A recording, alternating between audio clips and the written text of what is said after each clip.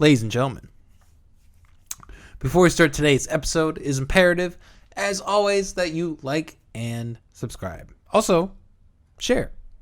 That is how we get the word out and how we keep doing our thing. So for those of y'all who have been, I really appreciate you guys. Have a special place in my heart. You guys are really the backbone of the show. I really appreciate it. Also, God, I cannot talk today. A note of housekeeping. I want to apologize for both skipping an episode or skipping a week in an episode without really giving a heads up, and also I want to apologize for not uploading audio for the Halloween episode. The Halloween episode was a technical error on my part. The last week we had an unfortunate set of circumstances where they were doing construction on the roof of my apartment, and I could not record a podcast without going on the entire time, and we just couldn't figure out a way to schedule it. It just wasn't really convenient. That guest was Dean Kelly. We're going to have him back on in a month. We talk about with around here, we actually has worked very closely with him in the Writing History Project. And we talk about that a little bit in this episode, and we're going to hopefully dive into that more with DK later on, Dean Kelly. So stay tuned for that. Without further ado, the episode today is Around Here Pac-Man. I've really had the privilege of not only calling this man probably one of the most prolific and talented artists in the state, but also someone I consider a really good friend. This man is very humble, very wise in his years. Really a kind of character that I think anyone that is an artist should aspire to. Without further ado, Around Here. Hello, everybody. You're watching / listening to McAllister Hours. I'm your host, as always, Cole McAllister. We are joined today by very, very, very special guest. I know I say that every time I have someone on, but this truly is. I'm joined today by one of the most talented artists and probably one of the most humble human beings I've probably ever met in my life. I know I'm sucking your dick right now. Around Here Pac-Man. Round. Hell yeah. Yo, what's up, man? How you doing? Good. Thank you for having me, man. Thanks for the drinks. Fuck yeah. Shout outs to Corona during Corona. Corona during Corona. How you been, man? Oh man, I've been good. I mean, since we met, it's been a little up and down road, but these days, especially during these times, I can't complain for everything that's going on. My music's doing good. I'm doing my best to take care of myself and my close loved ones. Yeah, that's what's really important in these times. To really be focusing the people that are, there in your life, really there every day. The thing that I've found in this COVID time also is putting forth the effort to outreach to people that you maybe don't necessarily see all the time. Mm-hmm. I feel like this might be different with you, but I feel like with my family, I have to, we all kind of rely on those family gatherings to keep in touch, kind of keep that connection. But now that that's, seems to be simmering. Cut off. Yeah, you gotta learn to really, bring your attention out to someone and really reach out to them. Yeah, no, I mean that's something that I've usually been pretty good at. Even throughout my teenage years, is reaching out to my friends. Shout outs to all the homies. Just checking on them. That's the best thing you can do is check on your people. Because you don't know how they're going on, because with Facebook, everything is all smiles, but you don't know what they do when they're not, logged into their phone. Yeah, and that's definitely one of the worst things about it, is it really portrays a, incorrect portrait of how people are. Mm-hmm. Before we dive too much deeper into this, I really want to, for those people who don't know who you are, I highly recommend listening to this guy's music. He has an album, Running in Circles, on Spotify. Yep. Do you have music any other places? I know you kind of have older stuff that maybe you're not, you don't really play too much, but I mean, Running in Circles is the main thing that I show people, but I do have an older project from 2014 that is Some Assembly Required. that is produced by a brother of mine. His name is Michael now. He had a rap name, but he's in the process of changing it, so we'll just call him Mike. Okay. He produced all of that, so everything that is on there we just made from scratch, digging through crates. He sampled everything. It was a fun little experience, and I just dropped that. I didn't tell anybody. I didn't hype it up. I didn't give any promo. I just just put it on SoundCloud. So nothing crazy, but that's about it. And my old YouTube stuff, but yeah, I ain't gotta go look for that. Well, yeah, Running in Circles, that's a great project. So you originate from Texas, is that correct? Yes, sir. So what were your experiences there, and what was your upbringing and that kind of stuff? Baytown, Texas. So before rap, I was heavily involved in the wonderful sport of soccer. Played it since I could walk. Played it all through high school. Got college scholarship. So I spent most of my time playing soccer with all my homies that I grew up in club soccer. So shouts to East Road crew. We just play sundown till we got kicked off. Whatever courts, any tennis courts, we try to take over. So Baytown, Texas. So I talk about high school. I went to, and that's in the South, Robert E. Lee High School. For some people, they look at me like I have a third eye when I say I went to Robert E. Lee High School, and I'm from South Texas. So, what do you mean by that? People think you have a third eye. Cause he was a Confederate general, But so what's the correlation between a third eye? I guess I'm confused. They look at me like it's a weird concept because I'm a person of color. Oh, just because of that. Okay. Somebody that I'm not. I just wasn't sure what that meant with the third eye. Got you. Just looking at me crazy. That is an interesting parallel, though. Definitely. But it was it's a wonderful place. It's definitely grown. It was a small city at first. I grew up thinking it was a small town till I moved up here to Iowa and got to see what a real small town was. But, it's all love. I'll always rep Baytown, Texas. That's awesome, man. For sure. So how much of your life was spent there, and when did you move up to Iowa? All the way up until I was 18. After I graduated high school, I came straight to Oskaloosa, Iowa to play soccer for the William Penn Statesmen. Yeah. And then went back home for vacation, Christmas, summer, and then graduated. And then after that, I was, working an office job. Your normal office job. You just clock in 9 to 5, go home. And then my senior year of college, I met my fiance. Hello, Courtney. Okay. She couldn't be here today. But so did the long distance relationship for 2 years with 1,000 miles. So that was pretty interesting because she was still going to school. Wow. And, I was graduated, trying to, be an adult. And then I got tired of that and moved to the Quad Cities. And then, tried a bunch of odd jobs, trying to make ends meet. Lucky enough to, live in a house with low rent and low utilities. And then, when you think things are going good, sometimes things don't happen the way you plan.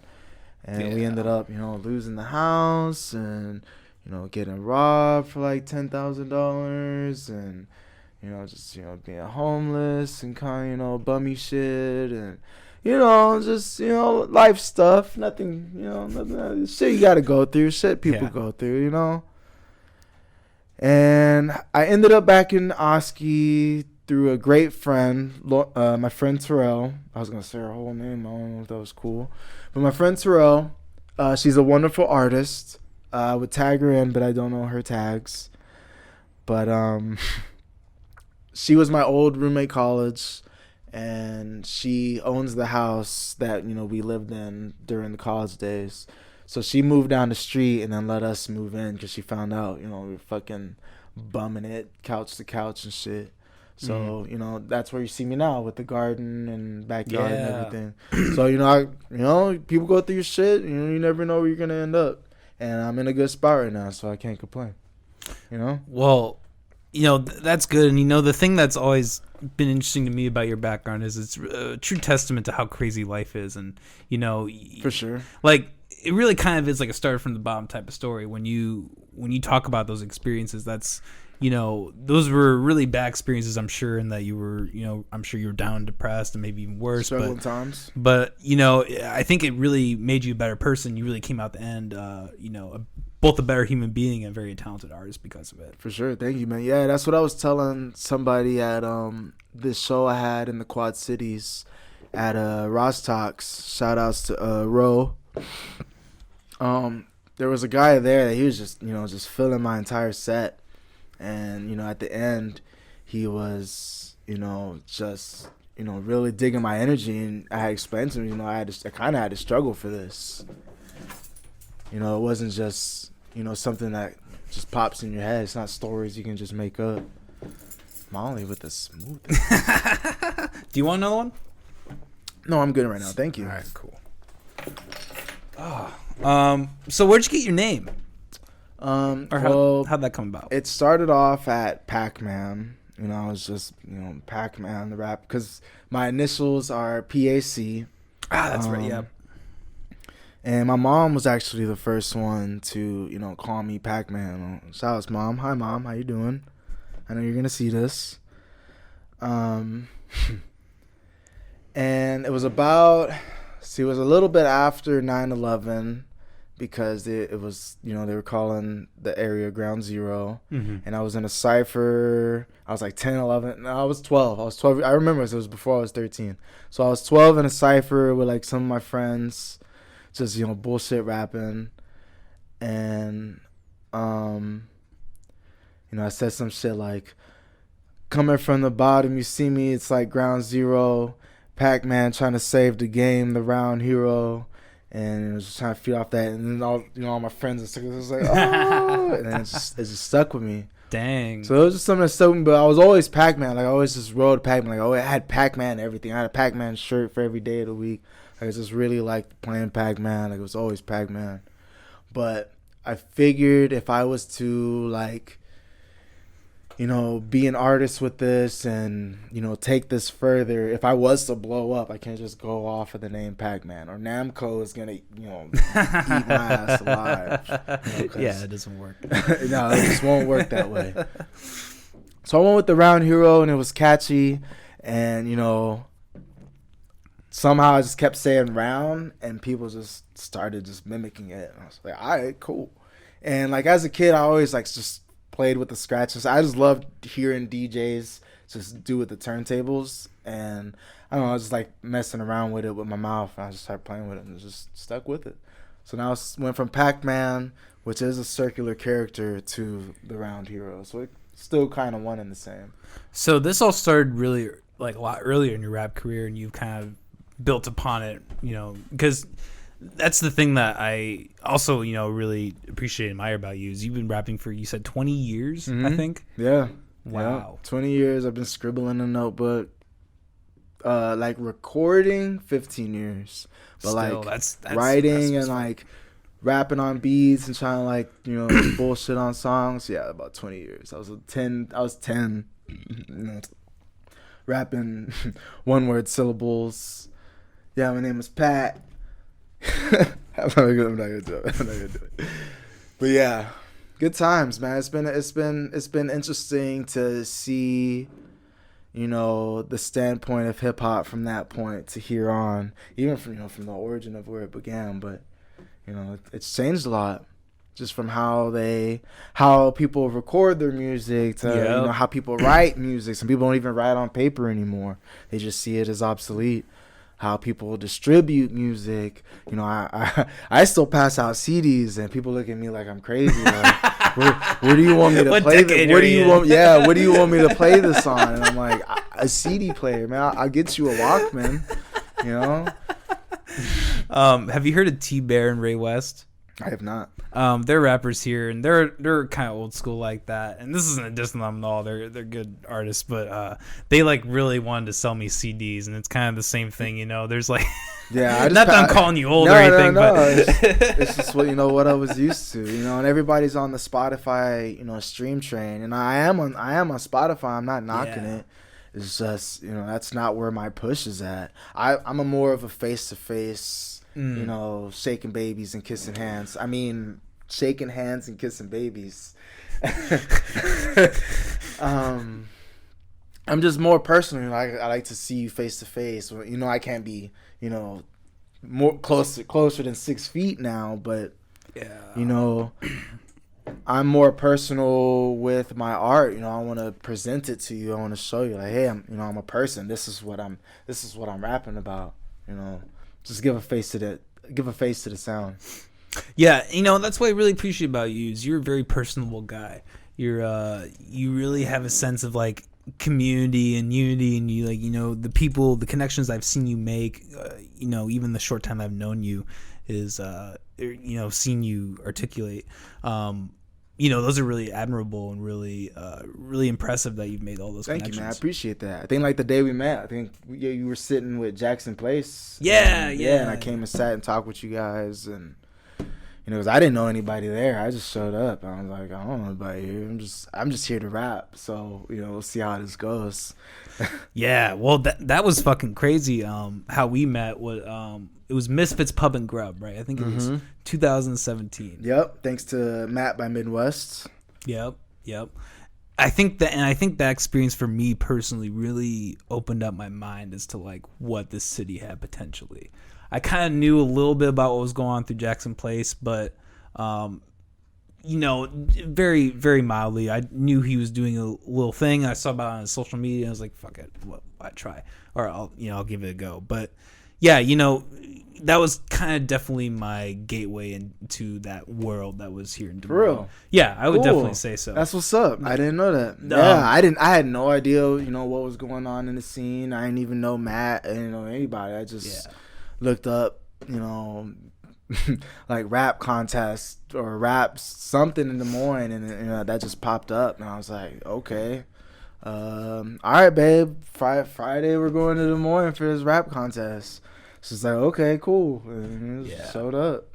You know, I will admit, I actually did not see you live. I saw a video of you live afterwards because I was dead ass last. There was you saw the crowd, you know, when you were starting, you know, there was nobody there when I was on stage. It was an empty ass crowd. See, Matt was still on the ones and twos. Andre Davis was there. Let me see. Equinox was there. And there was like this little group of 4. The judges. And then my girl and my sisters-in-laws. And then that was it. So it was like maybe like 15, 20 people there compared to like it was packed in there at one time. It was like 60, 70. Well, I opened that motherfucker. Yeah. So I was like, oh man, it's packed in here. It's going to be a little crazy. And because I didn't go on till like 1:30 in the morning. Was that late? Yeah, holy super shit. Late. I was like, dang. I was like, all right, well, I came here to rap, so I'm going to rap real quick. Turn around and I ended up winning that bitch. I was like, all right, cool. God damn. It was fun. It was a fun little time. Seeing all the local talent come up, everybody. I was like, dang, I didn't know there was that many people here. Rapping and stuff. Yeah, I mean, it's like I said, that really made it apparent to me like how much talent's in the city, and like, you know, with this podcast, it's, you know, that's become even more apparent. Obviously, branched it out for sure. There's so much going on here. So I guess what I'm saying is, you know, I have a lot of appreciation for you. I remember living in South Dakota and listening to your music. For real? Yeah, you know, I remember really getting into you like after seeing that you won, and like. That mixtape, man, it has such an old school vibe. Running in circles. Yeah, and you know, again, this is me sucking your dick kind of a little bit, but like you do have like a really unique voice, like a really unique tone and like a style, and like it really makes you indistinguishable. Like when somebody hears you rapping, they know it's Around Hero Pac-Man. That is true. I've heard people say all they heard was me just say round when I'm coming up to the mic, and they're like, oh yeah, I know rounds on stage. You have a certain presence, and that goes so far in the game. Thank you. I appreciate that. I just do what I can do. Yeah. I just do what the time that they give me on this mic. Because I know they'll snatch that motherfucker if you ain't ready. Yeah, I mean, that shit is brutal. So you live in Oski. We were saying before you started. Shout out Cita 641. Not to dox you or anything, but it's interesting because we've had Lolo Savage on the show multiple times. Yep. I'm curious how you guys go back and what your relationship is. So I met Lolo Savage at Hot Shots Bar and Grill. Really? There was this rap show that they were throwing for Stutterbox Productions. I believe it was called Stutter Shots. Shout out to Stutterbox Productions. So I found their flyer through a mutual friend's Snapchat story. And I've been in Oski for about 10 years now, in and out. And I'm like, rap show at Hot Shots. I was like, man, that sounds super corny. I never heard of it at Hot Shots, but that just sounds super corny. I'm just going to say it now. But I was like, all right, I'll pop out. I'm going to come spit some verses and what's up. And I show up. I see Blythe. Shout out to Austin Blythe. Hell yeah. Lolo's there. Let me see. Seth there? Yes, of course. That's where I also met Snag. G7 was there. Rome Oliver was there. I think Benny the Jet was supposed to be there that night, but he didn't end up coming through. But so they were taking a break and then went out in the back in that little back smoke area, and then Lolo was rapping to everybody smoking cigarettes. So he was starting a cipher. I was like, all right, cool. That's my home spot. All right. So as soon as he stopped, I spill a little verse, and then everybody just started coming around, and then that's how I met all of them. Damn. And then I saw Snag spinning on the ones and twos, and he's a beast with it, man. And I got his connect information at that night too. So from there, it was just like we just started branching out and doing more shows together. And so when would that been? October of 2018. Okay. So a little bit right when I started meeting you guys. Okay. So when did you do that video then? That what was it, the Looking Down video? Because Seth was in that. December 2018. Oh wow! So everything kind of happened in that 3 month. So after I met you and Jackson Place and all of them at that contest, Jackson Place had dropped a video. Shout out to Jackson Place. He dropped a video that was, dope. It had some dope editing, and I hit him up. That's the whole thing about you gotta shoot your shot. You don't know what you're gonna get. So he's like, hey man, who did that video for you? He's like, hey man, it's my homegirl Lena, but she's moving to New York. And I was like, well, give me your link. Bet. Reached out to her. Shout out to Lena. She's out in New York right now, doing her thing in Brooklyn. So I hit her up and I was like, yo, what do I got to do for a music video? And she's like, well, what kind of time you got? I was like, I got this time right now. She's like, boom. And I was like, what do you want to do? And I was like, I had no idea what to do at the time. So I was like, and I had talked to Snag, and he had just opened up his new studio, and he sent me a picture, and it had all the records. Records in the back, and I was like, perfect. I said, hey man, you want to be in my next music video? And he's like, yeah. It's like, I just opened a studio. Bet. And then we all just linked up and shot that real quick. Damn. That's the beautiful thing about this community here is everyone is so connected and so willing to work with each other. Yeah, man. Y'all are connecting, and the unity is beautiful out here, for real. Hell yeah. So this may be a little off topic from my notes, but do you focus here on Des Moines, or do you look more in other directions, maybe outreaching? Nah, man, I'm international. I'm trying to touch everybody everywhere in the world. When I was a kid, not when I was a kid, when I was a teenager, when all the cooking shows of the people trying different foods around the world. I wanted to do a rap cipher around the world, kind of like what Team Backpack's doing. But I personally wanted to like go around the world and cipher with hip hop artists around the world, because it is global. Hip hop is everywhere. It's for everyone. And that was my thing. I wanted to just rap with everybody, because you can hear it in all different languages and dialects. It's crazy. You hear Japanese trap and all kinds of crazy shit. But I forgot what the question was. I'm sorry. Just like what your outreach is. Like I'm not from Iowa, so like I don't claim Iowa, I don't claim Oskaloosa, I don't claim it. I can't. I'm not from here. I feel like it'd be kind of disrespectful to claim something that I'm not from. Like I always claim Baytown, Texas. Like 281 is in my blood. Yeah. That's where I was raised. That's where I, got to experience the things for me to, be how I am, for Des Moines to accept me as the artist I am, to spread out like that. I see.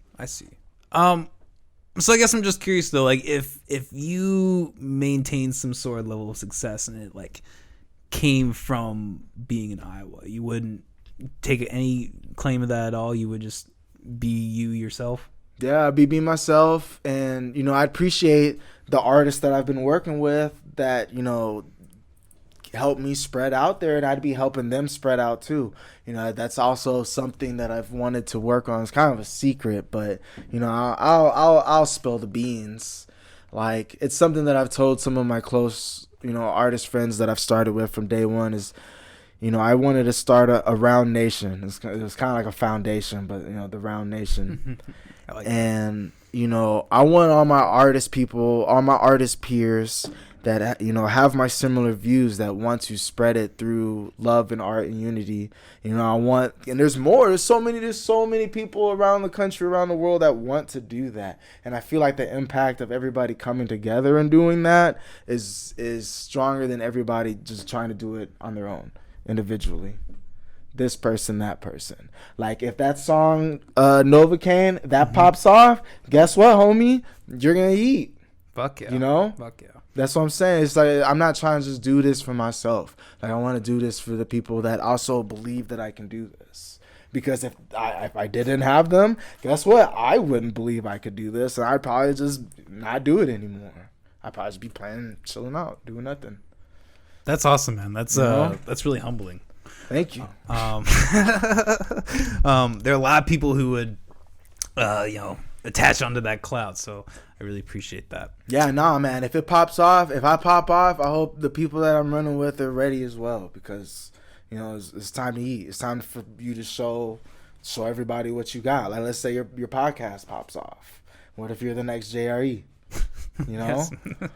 It's true. Yeah. You got you got to have the goal in mind. You always have to have something to work for, even if it's the entire picture's not attainable. You at least have that, because you can always at least attain some part of it. I feel like. Yeah, and I feel like I have done, at least some sort of, given some sort of inspiration to other artists. Like I've gotten some people into making beats when I just started making beats. I didn't really know anything about it. I got some people picking up the mic and scribbling in their notebook, and I got people coming up and rapping bars to me from songs from like a decade ago that I don't even remember the words to. I'm just like, yo, that's that feels great. That wow, just something that I'm doing that that I love doing. That is pushing you to do something that you didn't see yourself doing in the first place. Wow. So that's so where I kind of find it sticks as it's kind of corny, like kind of as the round hero, but the round hero is it's not even really me as the hero. It's more of like the music and the journey that I've been along in this hip hop world. That's what's kind of saved me, because I was in a dark ass spot for a few times in my life. And it's always been running loops for 8 hours, listening to the same loop. People think I'm going crazy talking to myself in my room. Like, nah, I'm just in a really long therapy session. That saved me. That's the hero. It's not really just me. It's, what I'm doing. Damn. those experiences you're talking about in your room, do you think did that have a lot in play with your hip hop? Like, did you write a lot of that down? Yeah, that was part of running in circles. Oh, okay. If you hear some assembly required, back in the SoundCloud days, you hear some of that stuff. Me growing up in the Houston area and going through stuff like that. It's just it's the music's just a part of my life. It's just how I portray it. I can portray it really whack and nobody listen to it. Or I can make it sound kind of interesting. And people want to listen to it again or latch onto it and relate to it. Yeah, that's a balance you have to strike too. Like making something listenable and like. Not poppy, but in a sense, like you still want it to be something that people can listen to. You have to keep for sure. Moving. Like Looking Down, when the Looking Down hook comes on, like the crowd does it for me sometimes. Like if depending on where I go to, like when I go home and do it there, like the whole crowd knows the hook. I don't even got to do it. I'm just cheesing. I'm like, thanks guys. Like damn. That vaudeville show, that was tight. That was definitely a time where the crowd was doing it, and that was there was so much energy in that room. Rest in peace. Man. R.I.P. vaudeville, man. That was probably a top DSM moment for me, for real. Yeah, that was so sad when I heard that place went down. Closes doors. I heard, someone in one of our circles is, an interest of trying contemplating to open the doors up. I won't spill no beans, but I have heard that myself. Actually, there will be a comeback of the Muse. Yeah, and not it's taking a nap. Exactly, and that would be. That would be great. I think the person that we're both talking about. That would be for sure. So what's some of your musical influences? First, how dynamic of an artist you are. There's got to be a lot. Oh man, in terms of your influences and your style, like what goes into. How much time we got? Hey, we got all the time in the world. No, I'm playing. So it started off as a child. Growing up in a Puerto Rican household, it was a lot of salsa music. So cleaning the house was just salsa music. Celia Cruz, Elvis Crespo, and it was just all day. And it was beautiful. You can't be mad while salsa music's playing. So, just clean the house. And I'd go hang out with my uncles, and they'd have like Tupac and SPM in the Cadillac and just have the bass bumping. And I was like, hell yeah, what is this? They're all tired. They're just fucking, cussing. I was a little kid. I was like, ooh, what is this? Talk about weed. Ooh. And I was about 9. No, I was about 8. I was thinking like 8 or 9. And My Name Is by Slim Shady had came out. And I think that just blew my mind. That's what made me put headphones on. And it's like, yo, what is this? Because it was like, hi, my name is. And it just had me hooked from then. Hi, kids. You like violence? You want me to sick? And it was just, nope. From there, I was in one of his videos, he had a kid in Sam Goody, stealing his album. I did that, I had, the Slim Shady LP, and I knew it forwards and backwards. As at 10, having dirty lyrics. At 10, I had the dirtiest lyrics at the time. He was getting sued for this. That's funny. That's a Christian mom's worst nightmare. I was 11. It's only fair to warn I was born with a set of horns and a metaphor attached to my dang umbilical cord. Warlord of rap will bash you with a 2x4 board and smash into your Honda Accord with a 4-door Ford. A mortar dropping an acapella that'll chop a fella worse than mozzarella with a helicopter propeller. Got you locked in a cellar with your skeleton showing. I'm developing anorexia, standing next to you. I had all that shit memorized I was like a kid, and so grabbing my nuts, flipping people out, when my family wasn't, I can't do that shit. Get my ass whipped. You already know. I can relate to that. Yeah, you already know. Back of the bus, man. I was. So yeah, back of the bus. That's where my rapping days was starting. Back of bus 144. I remember, cause we had the the beatboxing kids and the kids banging the pencils on their binders, and I was just doing little bummy ass kid raps. But yeah, Slim Shady was the one that made me put headphones on and listen to what somebody was saying. I had a notebook and I was lyrics.com for him, writing down what he was saying. and trying to like, ooh, that sounds cool, like, and it was just fun, just rapping the rhyme schemes as to how he was stacking it and how he was just making the imagery. And then it just branched down to other things. I was like, okay, so we got Eminem, who we got, and then we got Ludacris was coming out, and he had like Roll Out, and then he had like all the different flows, and he had that like he was Dirty South, and then Outkast, and it just goes, the list goes on and on. There's Big L, Big Pun, the first Latin hip hop artist to go platinum. Fat Joe, Terror Squad. 90s was, heavy for me. It just goes on, and then going underground. You got the Rhyme Sayers, before it was, Atmosphere, and it goes on and on and on. And I barely even know like a tip of the iceberg. Like my friend Ro, he knows all the deep cuts and just can play you albums for days. And then as it grew on through teen years, I started getting more into like, gritty underground stuff like AOTP and like Vinny Paz and God dang, Apathy and like all of that. And then started going on as I got older, then went on to like Lupe Fiasco's like underground stuff. And then I got really big on the Kanye, and that was when Kanye was doing like Late Registration. So he had It was jazzy. And he had like Drive Slow with Paul Wall, and he had the Chopped and Screwed on that. So like I was heavy on the I was already heavy on the Kanye anyways from College Dropout. Okay. And then that whole era, like Mos Def, Talib Kweli, Black Star, all of New York, like it just goes in. Like I had all that stuff, just Wu-Tang, I had a lot. It was just in and out. And then I started making music, and then started getting to a circle of friends that made music, and some of them really made music that was really good that I could vibe with.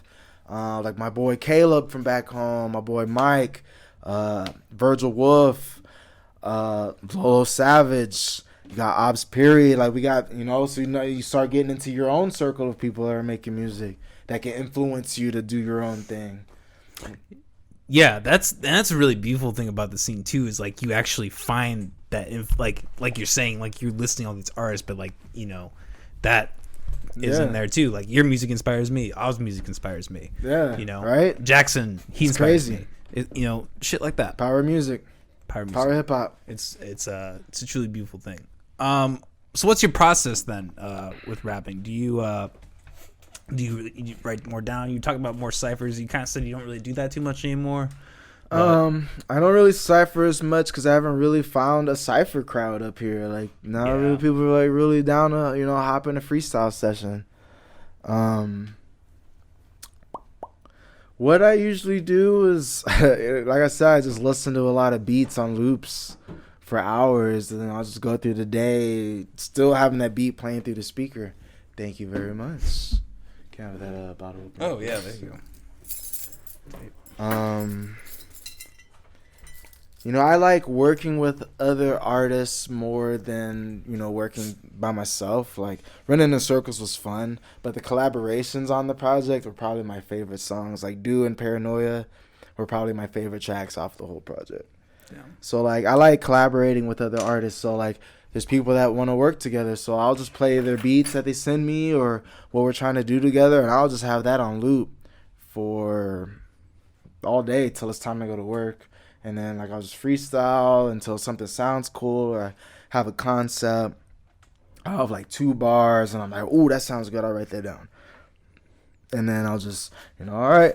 And I'll just keep saying those 2 bars and try and build off of it. On to the next thing, take the dogs out. I got it playing while I'm out in the garden, and then just keeps building off of it. Interesting. So it's a very gradual process for you. Yeah, I mean, I can knock them out. I can knock a verse out in 25, 30 minutes. Like, if I'm in the zone, then if it's a beat that really resonates with me, then yeah, it's done. We'll wrap it up. But if it's something that I really want to put thought into, then yeah, I'll take my time with it.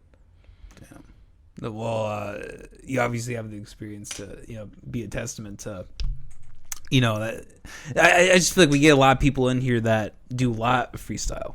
You know, and and you obviously do freestyle, but it's kind of it's nice to see artists that, you know, write things out, really think things through. For sure, I always got a notebook on me.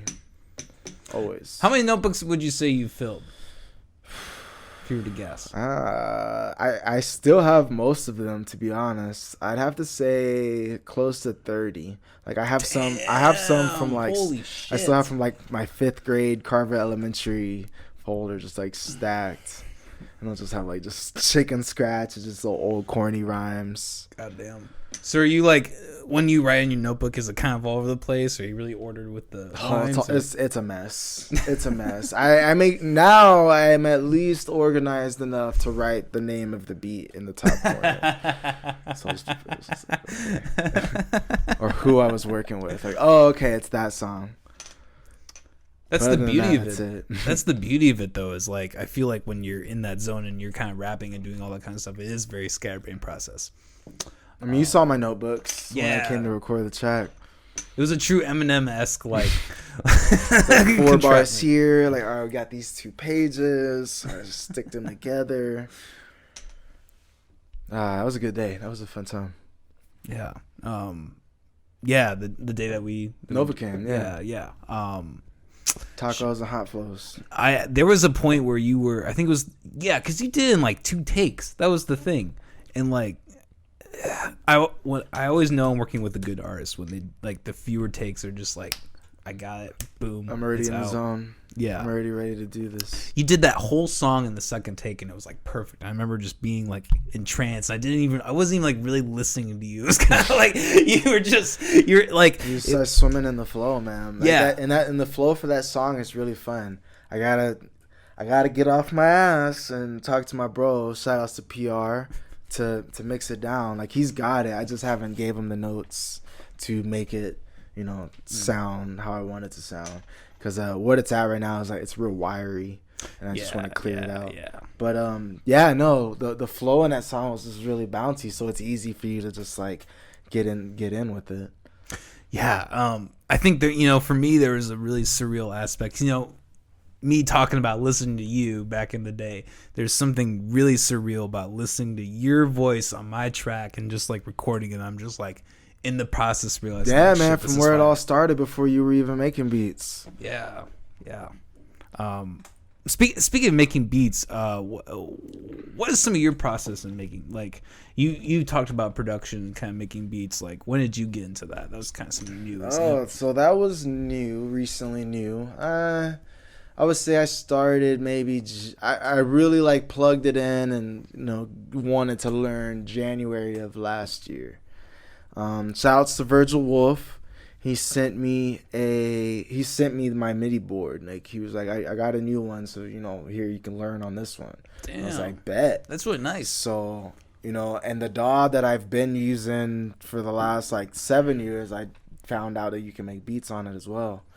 So what one's that? Mixcraft 7. They're now on like 9.0. Huh. Interesting. Mixcraft 7.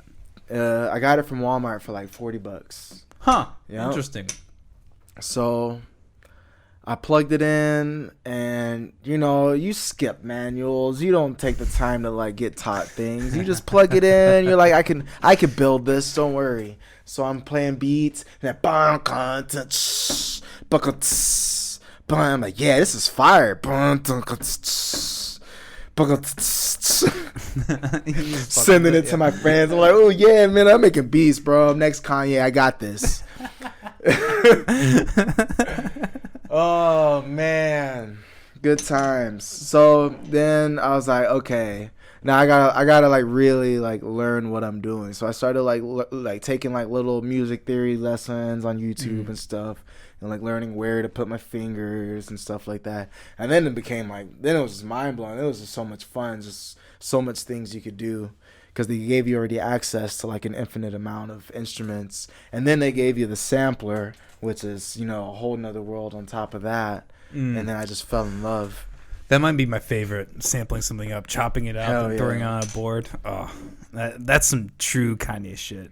What was that? What was the? I think it was Beautiful Dark Twisted Fantasy. Did you see the video, the short film he did with it? Yeah, oh yeah. There's that scene. I think it's Power, where he's like kind of the one that was like all one shot. Yeah, it was just like all fading out. Yeah. Yeah, well, and he like throws it on the board, and he's like fucking with it and all that shit. And it's, I really just love that raw style of beat making. That's what I really like about your stuff. I think I might have said this, but like you have that really old school style, and I can tell a lot of your stuff uses samples. You know. Yeah. Thank you. Yeah.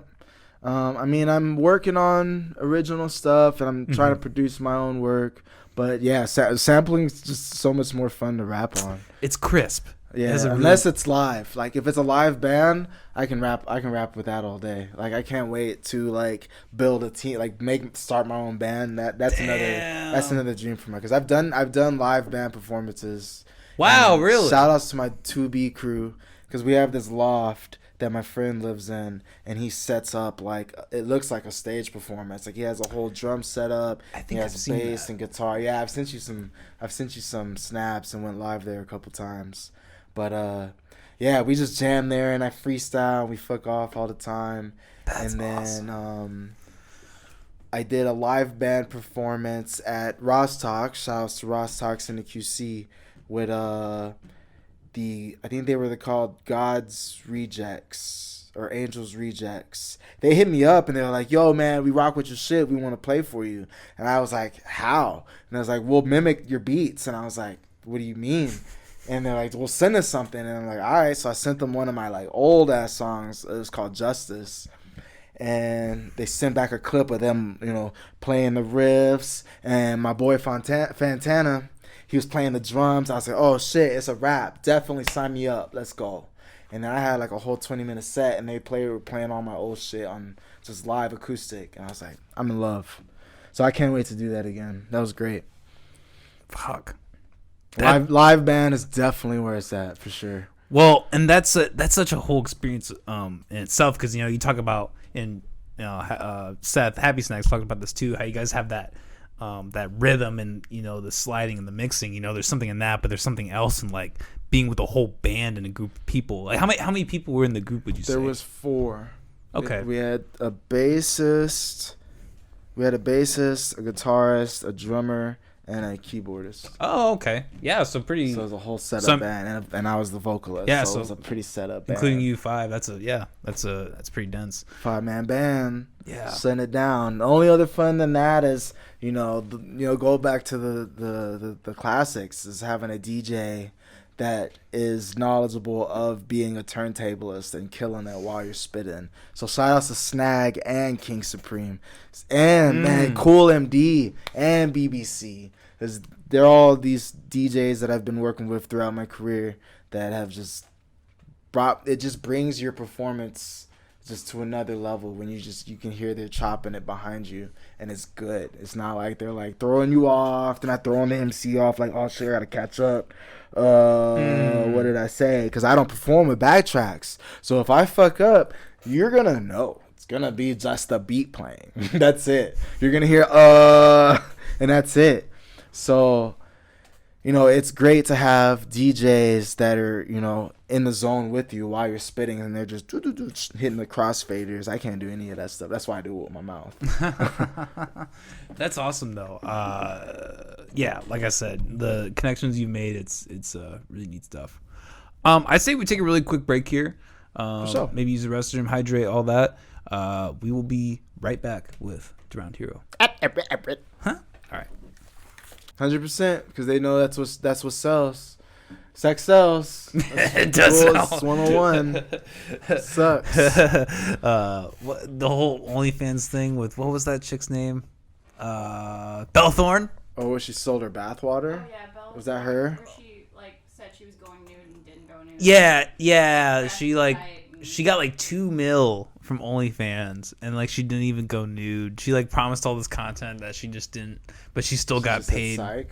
Yeah. There was nothing that anybody could do. She just still made the money. Yeah, because that's the whole thing. That's how it works. You subscribe. They everybody asked for refunds and just crashed. They're not gonna turn down $2 million of refunds. Hell no. They'll sink the country. I mean, not sink the country, but sink their fucking site. Yeah, that just shows how many fucking pedos there are in the Hell world. yeah. You know, people. Oh, the Disney star. We're gonna go crazy Shout out on to her the fucking. Shout out to the internet. This is before the internet, man. This has been. I was watching that documentary. It was out in Ohio. Your neighbor. What's it called? Your neighbor next door. It could be your neighbor. The one, it was in Ohio, where it was in the 70s. That was when like the first. That was not the first, but that was when like, you know, pedophilia was like starting to like pop out in headlines and stuff. In the 70s, you said. Mhm. Molly, one look up. Are you? The neighbor next door. Sorry, I am. Oh. Neighbor next door, something like that. I'm gonna look it up on the. Well, I mean, yeah. That's what we have it for. But nah, it's No, we're cool. going already, okay? Nah, but it's cool. I was just firing off, Oh, you're good. just trying to keep the juice running. Oh no, I appreciate that. Yeah, shit. Might as well be back. Yeah, I'm pretty. Was good. it the neighbor next door? It was like the family. Was it the family next door? Family Next Door is the Chris Watts one.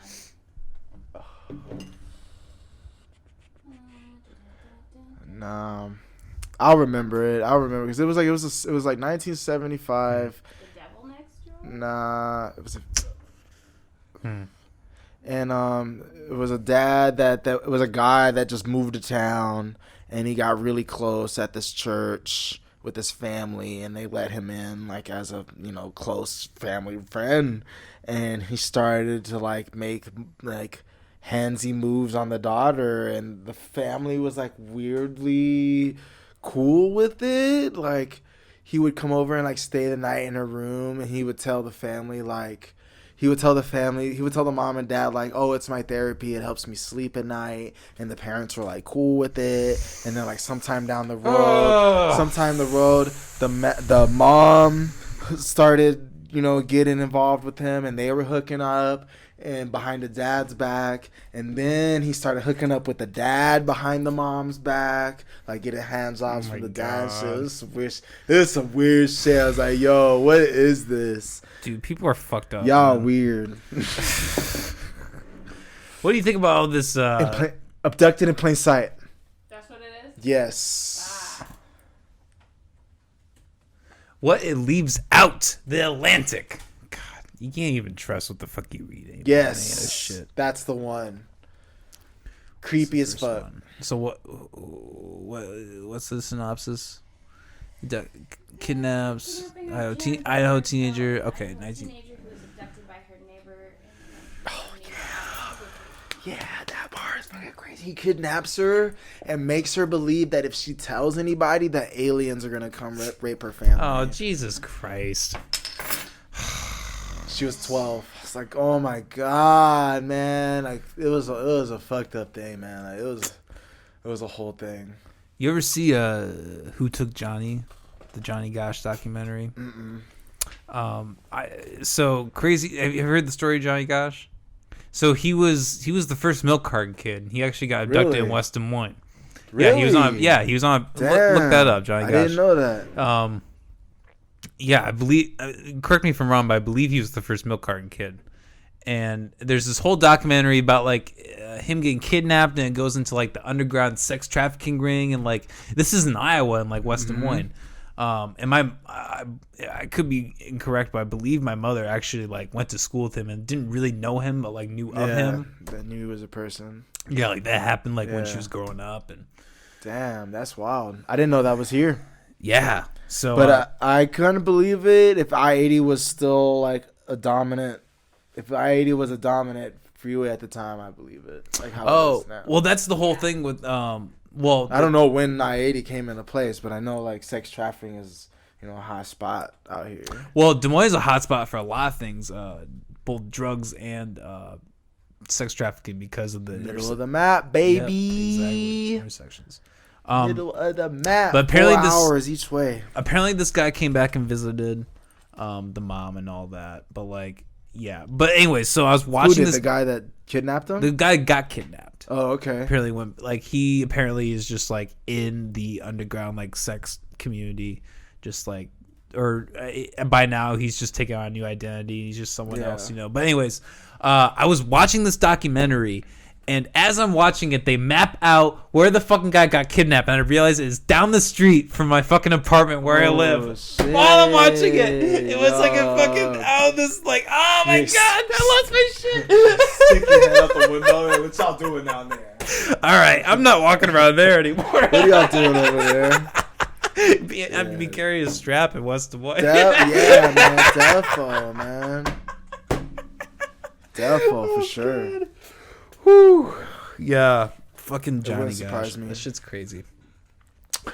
So we've been kind of going off the rails, but I do want to talk about we kind of touched upon it earlier, when we did Novocaine, then we went and did that video shoot with DK, who was supposed to be on our last episode, but we're gonna have him again in a month. Yep. But that was a really cool experience. That Good, man. I'm glad you enjoyed yourself. both recording that track, which I don't know when you plan on recording that, but when you do, it's gonna be called Novocaine. What, Novocaine? Right? Yeah, for sure. I'll keep you updated. Right now, it's coming. It's life, man. Yeah, crazy for sure. shit's happening right now.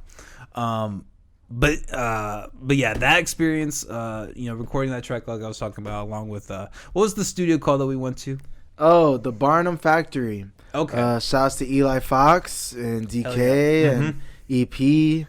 Like, that's a whole circuit, a whole family in itself. Like, meeting them, that was inspiring. Like how you remember seeing the graffiti on the walls, and that's that a place. was so cool. It's a place for everybody to come together. It's a place for artists to come collaborate. Like, my first time there, I was taken after the Conscious Crew show that you went to at Bonneville Muse. After that show, they were like, "Hey, man, you want to come to the factory?" And I was like, Okay, so that was the point that. "Yeah." So I was like, "Sure, man. Yeah, me and my lady will come out, to this factory in the middle of the night. All right." So they take us out, and it's the same, and they had it all lit up, and I saw it, man. And then we shot like this interview, like talk show, something I ain't never been on. So that was inspiring to see that people that are coming together and working as a collective to knock things out, such as those videos like the Success is My Protest and the Revolutionaries Televised. Like, they're all just making that from scratch. Like, they're all doing that themselves.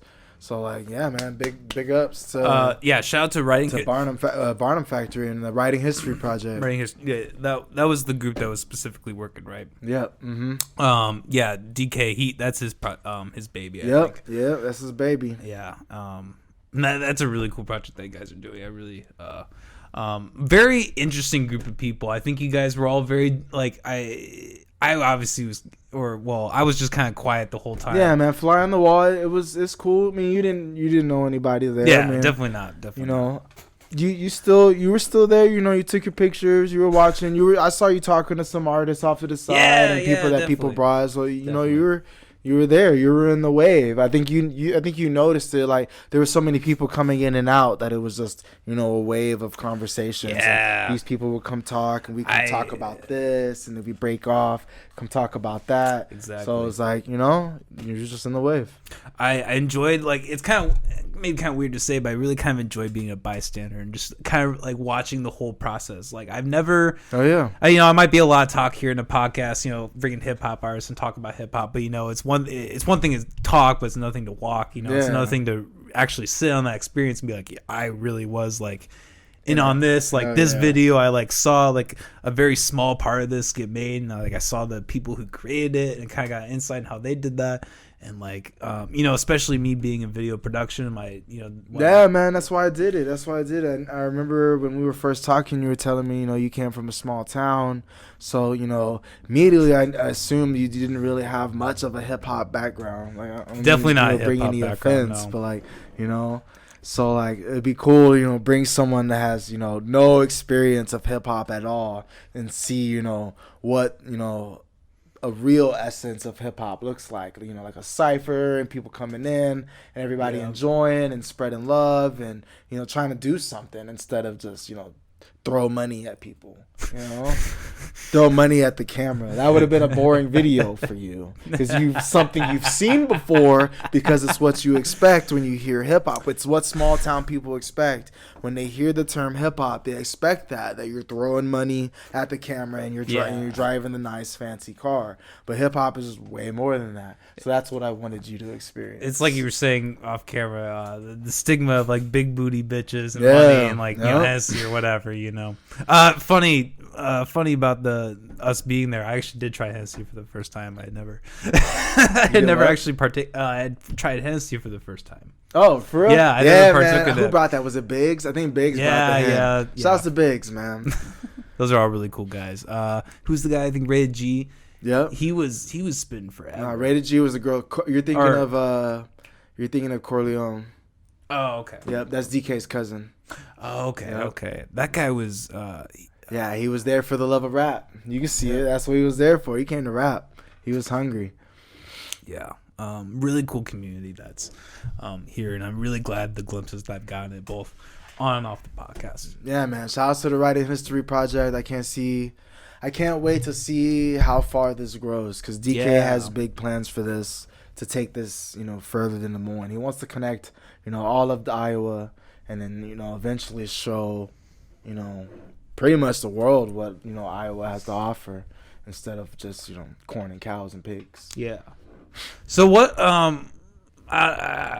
is writing history? What does this project mean to you? To me, it actually means a lot, man, because it's something that's bigger than myself for once. Like, this is something that people are going to hear down the road, that they're going to see down the road. Like, a plan of this for his is to make a time capsule. So, like, all the artists that he's working with down the road, they'll submit a song or they'll submit a video and they'll submit, you know, podcasts and interviews and, you know, when they start doing shows again, you know, video show footage, and we'll put it in a time capsule, and, you know, 50 years down the road, you know, we got something to pop off. And, you know, like I said, it's something bigger than myself. You know, there's what they're providing is going towards kids that are being believed that they're not going to make it that far in life. And this is for those kids that, you know, are spending that time, you know, watching us do what we do, you know, because they're in that stage. They're in that influential stage of watching their peers and their role models. So if we're trying to make the world grow, just wait to see what these kids are doing, because there's a part of the project where they're on their own cipher song, and to watch them sing and dance and shine and be who they can be, just to see the next wave of that's going to be amazing. So I'm really excited for the Writing History Project. That's awesome. Like I said, we're gonna have DK on later, and we're gonna talk more about that. But for sure. He can break it down for you, line for line.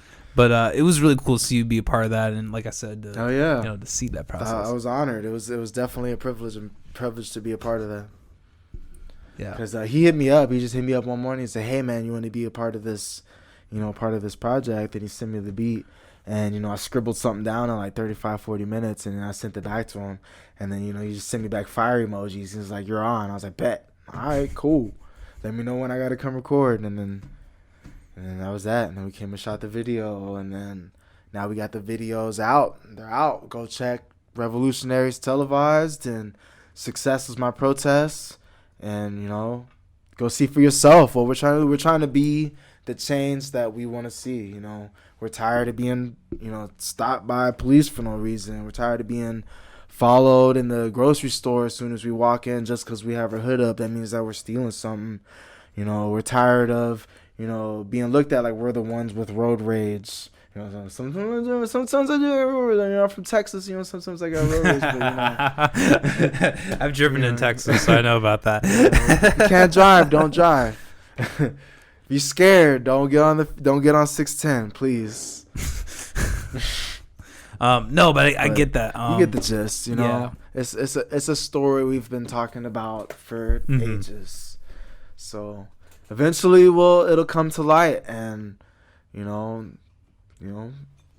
we'll do what we're trying to do. Yeah. It's really cool you guys are doing. You're gonna fucking hate my ass, but I need to use the restroom one more time. I know we just took a break, but when we get back, I want to talk about the garden and the jam that you brought. I want to talk about. Ooh, you want to try some on cam? Yeah, I was watch yourself melt. That'll be fun. Thinking that. Hell Let's do yeah. that. All right, we'll be right back. We'll get this all set will up. be B-dubs all over again. Oh God, fucking.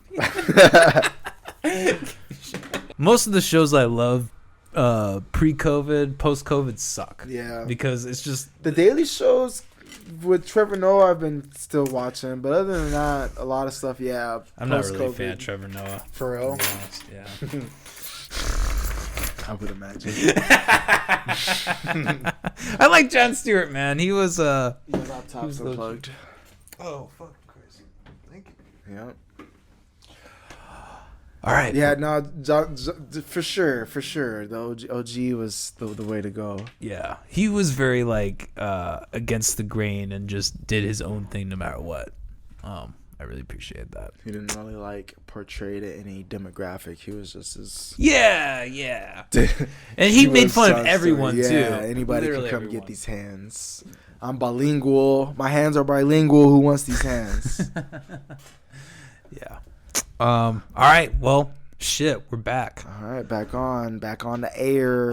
We have Drowned Hero, Pac-Man Patrick made this delicious. I haven't tried it yet, but I assume it's delicious. Thank you. Was it habanero jam? Yeah. So, coronavirus, shut everything down. So there was. In March, there was I had a bunch of shows and festivals line up, like the Cluster Funk Festival. Shout outs to Jaden Swills. Ooh. Yeah, it's a spicy baby. Molly, you gotta try some of this. Molly, come on, you got.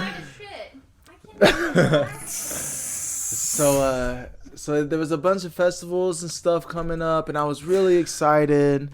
And coronavirus came, and I literally just watched each set just get closed down just one by one. I was just getting the email. Like, I was like, this show done. Sorry, man. Don't come out. Like, yo, this one, we're going to have to push it till next summer maybe. Nope, sorry. And I was seeing like shows all the way up through fall getting closed out. So I was like, all right, well, I ain't got nothing to do. So I'm just going to rap, make beats. I'm going to get tired of that eventually. And my fiance was like, well, let's start a garden. And I was like, I don't know anything about it, but we'll figure it out. All right. So, I started digging up some trenches, and, we planted some habaneros and some jalapenos, and, oh, yeah, sorry, man. Get that out the way. Got some peas and some carrots. The carrots came out really good for stew. We made some onions, some some candy onions. So how many different ones did you have in your garden? How many different plants or vegetables? Let's see.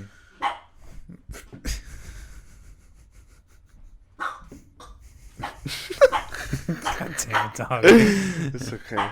She's doing her job. And take her on the hall for a little bit, maybe? She's okay. She's just doing her job. Oh, is there somebody walking? She heard someone in my I see. Okay. It's fine. Yeah, sorry, continue. Doing her job. She's like, hey, man, there's people here. Watch your back. Watch your back, man. They out there. I hope you strapped. So, sorry, how many different did you say then? I had, habanero plants, I had 3.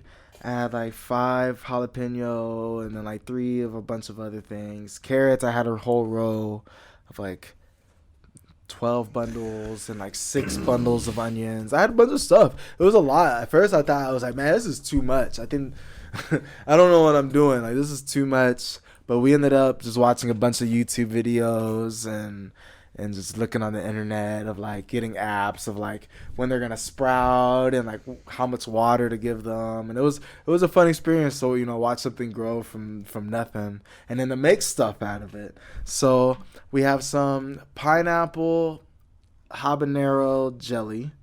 Damn. And just regular cream cheese. And we're gonna, and it's spicy. So, it's good. It's a sweet heat.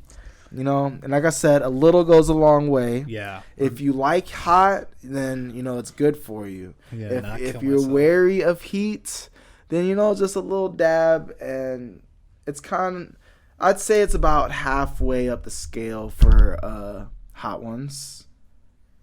You know, you get a little sweaty. So something like that, that'll set you straight. You know? Just a little dabby. You want to try one, Molly? You get on that? Well, Molly, what if you tried like half? It probably wouldn't even be that bad. The last time you made me try the spicy shit, it's not in well for me. See, and then I put the cream cheese. Well, this is not me. This is a different guest. Come on, man. To be episode 50. All right. To the spicy bros. Fuck this. No, I'm sure it's.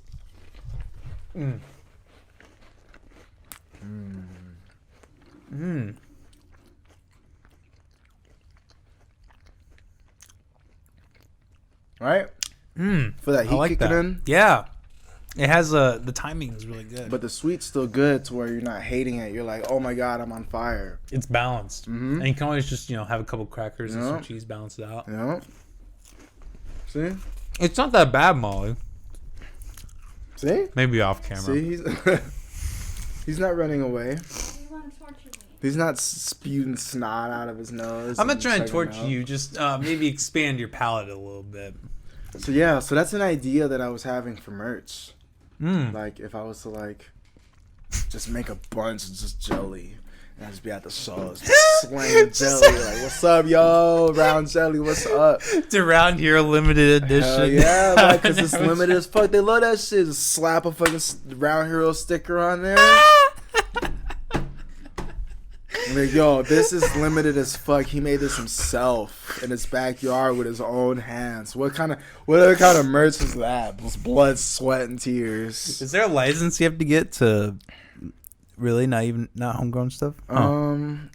I know you have, because I did it the right way. Like I sealed it and everything, and I boiled it and popped it and everything, so it is available to sale. Like I know that much. Like it's clean and ready to go. It's still. It probably is. I was just curious because I know sometimes I don't know the legal If route about it, like FDA stuff. Mass production type shit. So if you put it in stores, Yeah. you have to go through FDA shit. I'd probably just need like a permit, like a local permit, like if you were doing like a farmer's market. Depending on when I go city to city, be like, yo, I'm slanging this jelly. I need a permit. This shit's fire. Just get like a farmer, get the overall. Yeah. Farm around in the house. I grow these habaneros. habaneros. Man, that was an idea, man. That was an idea that I had to sell jelly at my shows. Damn. That'd be tight. It's for the lighthearted though. Do you have any merch? Do you have any expeditions on that? I have designs and stuff ready, but I don't have any merch currently available. So I'm broke, man. Yeah. That's just expensive. Yeah, I got one of Lolo's shirts. All right, dude. This shit was pretty tight. My dog fucking chewed up some of it, though. no. I'm sorry, Lolo. I'll wear it for the show, but I can't wear it in public. The back's all fucked up, man. No, my cat sat on mine, so it was covered in white hair. So that's why I couldn't wear it here. Man, I missed eating this. This is the last of my last batch. If anybody's just listening to this, go on YouTube and watch this shit. So feel special. You Yeah. know, this is the last of the last batch. So if you enjoy it, let me know. I'll definitely make more. Like I said. Holy shit. I was like, man, this is the last of it. I told Coleman I was gonna bring some. And I'll that's leave it. Yeah, man, leave it if you like it. Fuck yeah. That's the thing is I don't even really like pineapple that much, but Oh, for real? yeah, No. but how you blended it, it's that perfect flavor of sweet and that perfect level of sweet. And it still has the orange or the habanero. Yeah. It's really good. And Molly is missing the fuck out. Right? Quite intense. This is a perfect snacky snack right now. No, but definitely a perk to you rent your house, right? You rent your house, right? In my kitchen. What was this? In my kitchen. Oh, that's where you grow? Yeah. You said, is that where I write? No, sorry, rent. You rent your house. Oh, yes. No, I only rent my kitchen. Yeah, no. I was like, that's a shitty deal. Yeah, no. I got a house. I got a nice little spot. Thanks to Terrell. Thank you very much. I'm very appreciative. I really don't know where I would be if that location didn't come into my life, because like I said, I was living on the floor. I was living on now he's my brother-in-law, but at the time, he was just my girlfriend's brother, and I was living, he rented out a small attic apartment for himself. So he had, the heart enough to let me crash on his floor. So it was a small, little attic apartment, and I was sharing a floor with his giant German Shepherd. So I was sleeping on the floor, walking to work, trying to, figure out where to make the next move from there. It's like we didn't know where we were going from there. So Terrell got us hooked up with this house that we're in now. And like I said, I really don't know where the hell we would be for that. So thank you. But, yes. I do rent that house. Sorry, I didn't mean to go on that. No, you're fine. I just gotta show the appreciation for that. No, we don't oppose rants or tangents at all. We like that. No, but that's kind of the perk to having that. It's kind of the downfall to having an apartment is I don't really have a lot of room to grow stuff. Yeah, for sure. I've thought about maybe doing. There's an indoor hot lights you can get. You grow your own stuff. It's true. I could grow multiple things, if you know what I mean. No, I don't know if I'd try that in an apartment. That sounds really sketchy. Growing pot. I don't know. Don't know nothing about that. Yeah. So how have you handled COVID and all that? And all this? I've just been, responsible, like they've said. Wash your hands, wash your ass. Stay away. Stay away from big stupid crowds. Just wear a mask. It's not difficult. You're not gonna die. The industrial rave kids have been wearing masks for over decades. So, and Scorpion and you're gonna be okay, man. Just we gotta make it through this and stop hanging out and getting each other sick, because you're just making it worse, and you're just going to prolong this, and then you're not going to have everything back. You're not going to have your normal shows back. That's why we're doing drive-in shows and hanging out online. I've been doing that since the Uvu and Skype, when Skype was first popping off and everybody was having Skype hangouts. That's what this feels like again. It's like Skype just popped off again. So everybody, Skype, Zoom is the new Skype, Yeah. But, you just got to keep your head up and watch out for your loved ones and check on your people. Like we were talking about earlier, this is your city. A lot of people have lost their jobs, and you're trying to build stuff from scratch. So I'm grateful, to be in a position to say that I still have a job and I can work a 9 to 5. And some of these people are trying to make something out of nothing. So you have the time to, reach out and check on your people, then reach out and check on your people, because you have no idea how these people are going on. So, COVID's been interesting. You've seen some stuff close that, you never saw coming.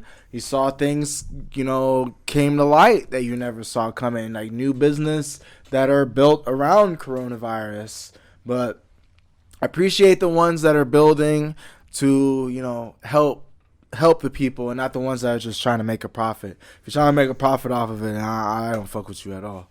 So, COVID's COVID. Either we gotta make it through this. That's it. That's all you can do. Just gotta take it a day by day.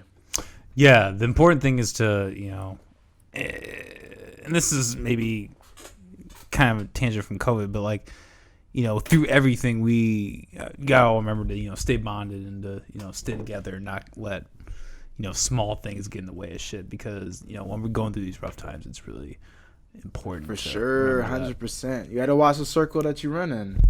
Yeah. At all times. I really like almost like the mythology of oh man, I love explaining that album. Man, it's crazy. There's so many entendres for the concept of running in circles. So get into it. I kind of understand a little bit of what it is, but maybe black and white terms. Yeah, no, it's fine. So So, there's a lot. There's the circle of life, that we're running in, the rat race of life that we're running in on a track. Like, we're always just on this wheel that, we wake up. All right, time to go to work. All right, we're off of work. I want to do something that I'm passionate in. My bad. I got all these chores and I got to wash dishes. I got to take the dog out. And you know what? I'm too tired. I'll do it tomorrow. I'll do it tomorrow night. I'll make time for tomorrow night. That tomorrow night never comes sometimes, man. That tomorrow night will go and you can just get stuck in this loop. Shout out to DK, stuck in a loop. You get stuck in this cycle of, doubting yourself, doubting, is anybody even gonna really listen to this? Like, who's anybody gonna see it? Anybody really gonna fuck with it? Anybody care? You get stuck in this loop. Eventually you break that cycle when you make a new circle for yourself. So now it's a new circle that you're running in. Like, ooh, hold on, maybe if I put 30 minutes of my day to, like, let's say just listening to this beat, or reaching out to let's reach out to 3 producers. I got 3 minutes to reach out to 3 producers and tell them that I like their beat and that I could write something to it. I got 33% chance that one of them's gonna hit me back. Cool, I'll take it. And most of the time that happens. And then there's your circle of friends. You have a circle of friends that you run in. You got to watch your circle. Who's in your circle? That weakest link can break that circle. And then so there's the song due. Sometimes the circle that you run in, sometimes it just don't last. The circle's just disbands. You have, there's just so much. There's just so many. So, and then, it's Pac-Man itself is a circular figure, and it's, then it became the round hero. That's a circle, and it's something that you're gonna identify with. And what I pass out as shows are CDs, which are round, and that's a circle. So here you go. Here's running in circles. There's a circle for you to plug in, and you're gonna play that and repeat because you fuck with it. And guess what the repeat symbol is? A circle. So everything is circles, man. It's my symbolism. I love it. So everybody's running in circles, whether you believe it or not. That's how I saw it. And people rock with it. People love that shit. They're like, oh, shit, I didn't think about that. And I didn't either. It took a while. As I'm writing it down, I'm like, oh, shit, hell yeah. Boom, boom, boom, boom. I like that. My short film I'm doing actually has a lot to do with, like, circles and loops. Like, I believe that there is like a certain very large element in our lives that is like a loop and is like a circle.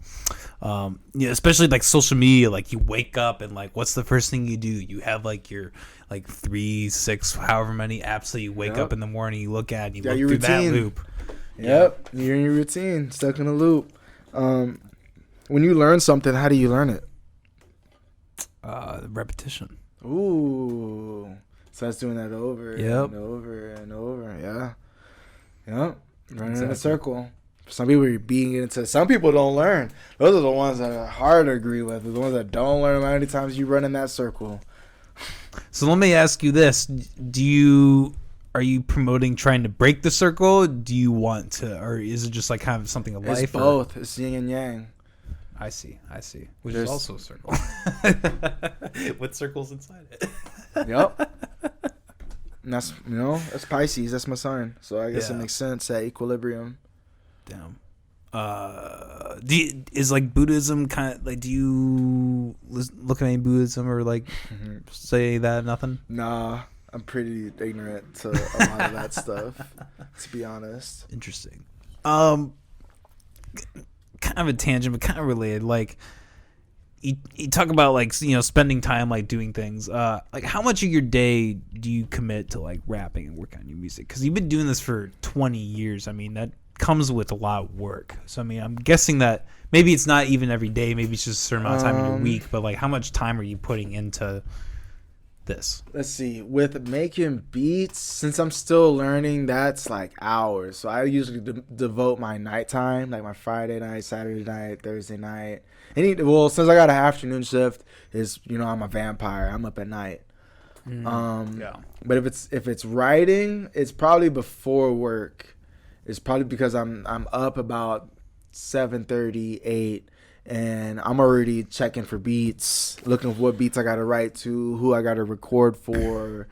I already got a list because I've opened up collab season.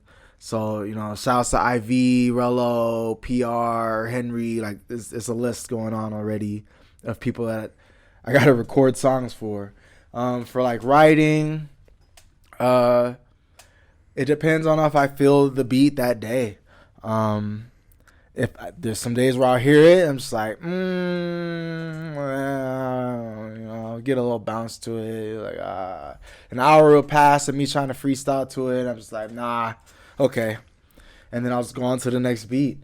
And then, that'll be Monday. And then the Wednesday will come and I'll put it on again.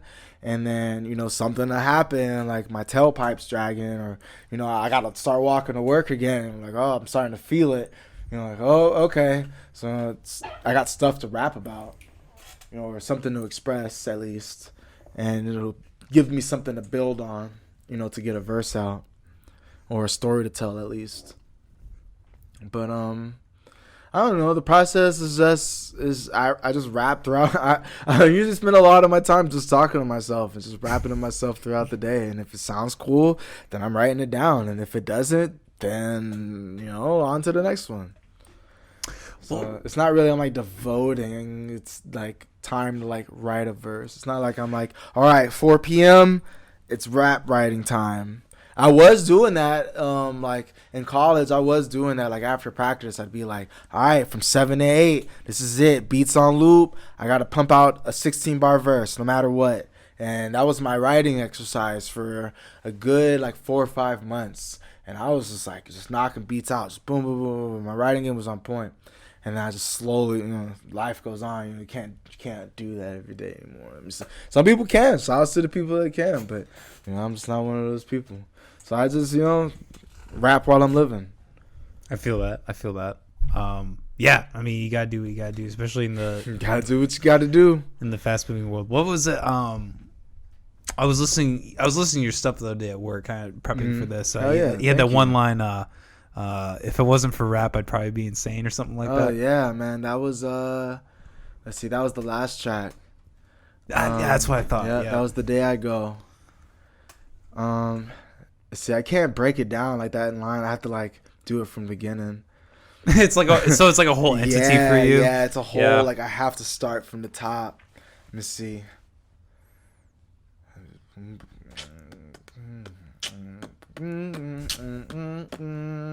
I've been putting this together for a minute with no intention of it ever coming to an end. So tired of it. Tired of it. Tired of it. Having no distance, like the mic's jumping. Oh man, I need it with the beat. I can't. Let's see. Pen. It's getting so different. The mic's jumping out my hand. It's getting so different. The mic's jumping out my hand. Getting crazy. Hold on. I got this. My so-called friends. Why I go MIA on a soul I gives. Is this? Hold on. I got this. This is the soul I gives. This is the. Nah, man. Totally ghosting it. I need the beat. It was something like that. Yeah, no. If it wasn't for hip-hop, I'd probably go insane. Wandering in my brain. Calling it a game. Sounds right. Dang. Yep. No, I need the beat for that. Your music's dense though. I usually have to start it from the top and then I can just fill it in. Like I think people even like listening to this and like listening to what you like. What was it you were rapping to Eminem or like? It's very apparent listening to you that you're a very articulate person. Like yeah, man. Sit back and just listen to lyrics. It's the fun part, man. If they're a good lyricist, then you can imagine the picture that they're painting. That's what I like about live performing and not. I try not to hate on it, but I don't really like rapping over vocals. Like if you're rapping over your vocals, I'll probably get bored and I'll probably have to, I'm probably gonna go link up with other artists or I'm gonna go get some water or something. But like if you're rapping over your own track, you really got to bring the energy. Like, some people can do it. Some people can rap over their own track and bring the energy, and you can tell that they're rapping it to rap it. And then there's some people that are just there to sing along with their own track, and I'll just get super bored. And what I like about lyricism is you get this opportunity to paint a picture with your lyrics. It's the same as like your paintings. Your paintings. If you were to go on stage and paint your painting, people would be like, ooh, they would watch it. Like, let's say if you were watching it in a hyperlapse and you were painting hella fast, people would just be like, ooh, that's fucking cool. Like, it's the process. But instead of you just like, here's this painting I did, watch me trace over it with an imaginary pencil in regular speed. Hell yeah, regular speed. That's where it's at. You're gonna get bored. Nobody will watch that. So like so you've seen me perform. Like I'm just going all out and just pouring it all out there, hoping somebody catches on. And people do. People like it. So I ain't gonna trip. I feel like going up there and embarrassing yourself it just opens you up more. Yeah. You gotta be able to be humble and like humiliate yourself a little bit. I start most of my sets with like, I don't know what I'm doing up here. I don't even know why they let me up here, but I'm gonna do something and we'll figure it out from here on out. And then people listen. And they put their hands up and they cheer and they do the hooks. I'm like, hell yeah, that's the point of being an MC. You gotta move the crowd. Yep, exactly. I almost forgot to ask you this, and I can't believe I almost did. You actually headlined for Afro Man, if I'm not mistaken, correct? I didn't headline for Afro Man, but I opened up for him. I was like the artist before the artist before I misspoke. But oh man, that was a great experience that I probably wouldn't have had without Austin Blythe. Shout out once again. Real? Yeah, I was at work and he called me, and I was working at the Foundry at the time, and I didn't get to answer, and I called him back, and he was like, "Hey man, are you interested in opening for Afro Man?" And I was like, "That's a no-brainer." I was like, "When is it?" And he was like, "April 17th." No, it was like April 18th or 19th. It was like, oh, it was like the Saturday before 420. He's like, yeah. I was like, well, duh. I was like, where at? Gabe's? Like, Gabe's in Iowa City. Shout outs to Gabe's. Didn't they just close down? No. They're still holding on. Okay. Good. Not trying to spread false rumors. Sorry, continue. Sorry, pup. But I was like, yeah, bet, sign me up, man. No question asked. Like, I am more than 100% against pay for play, but I kind of grew up listening to Afro Man. Like, I was a little kid on the back of the bus with all the kids singing Colt 45, and because I got high, we were little shithead kids on the back of the bus. To open up for someone that was doing you heard on the radio as a kid. Like, hell yeah. So, that show was really cool to just get up there in front of that was my first like full crowd, like packed. Like, it was packed front to back crowd, like everybody watching you. When was this again? April 18th of 2018. Of 18. Okay. Yep. Oh, okay. And, so before you even met Lolo and all that. Yeah, this was even before the Lolo scene. No. Lolo was there. Yeah. Okay. So hold on, April of 2019. I'm sorry. Yeah, it was 2019. Okay. Yeah, it was. Dang, time flies. Yeah, it was last spring. Circle. Yep. So yeah, it was cool to rap for a full crowd and show everybody running. I got to perform pretty much the whole album except for like a couple tracks. Nice. Wow. I brought. One of my things that I like to do in my sets is to bring up another artist that I either just met or I haven't met at all, and have them hop on a second verse of a song just for them to like showcase their thing, because it's such a cool feeling, man. Just get up on stage and just rock the mic. Yeah, it's like jazz. And you get off stage and the people are like, "Yo, man, you killed it! That's the best hype. It's the best hype in the world." So I love giving that experience to other people. Like, hey man, you like my last show, someone was freestyling. I was like, hey man, you coming up on the next set? Come up. So that was cool to have do that with somebody. Shouts to James Tyler. I remember his name. I remember my people. and just to see, I ain't trying to like toot my own horn or nothing, but I kind of feel like I was the best. If I could find the footage, I'll put it up. But I feel like I was the best performance of the night, besides Afro Man, because like when I was done and I finished with The Day I Go, and I had the crowd doing the hip hop chant, and then I had DJ Envision cut it off, and I was like, all right, I'm done. It's a wrap. And then the crowd cheered. It was deafening. You couldn't hear anything. You heard. Damn. And I was just like, oh shit, yo, it was a big smile on my face. And I got off stage. Everybody wanted to know who I was, yada yada. I ain't gonna lie, I was super unprepared. I had nothing on me. I had no CDs. I had no merch. I had no nothing. I was just there to rock the mic. I was just there to see what it was. I didn't know what to expect, and it was definitely a night I won't forget. So I don't regret not being prepared, because I learned next time to be prepared. I feel so, you. Yeah. Damn, it was just one of those moments. It was a good time. And then at the end, I got to catch a couple seconds with Afro Man backstage before he got to. How was that? It was cool. He was high as hell, so he was like, "Yeah, no, take a pic."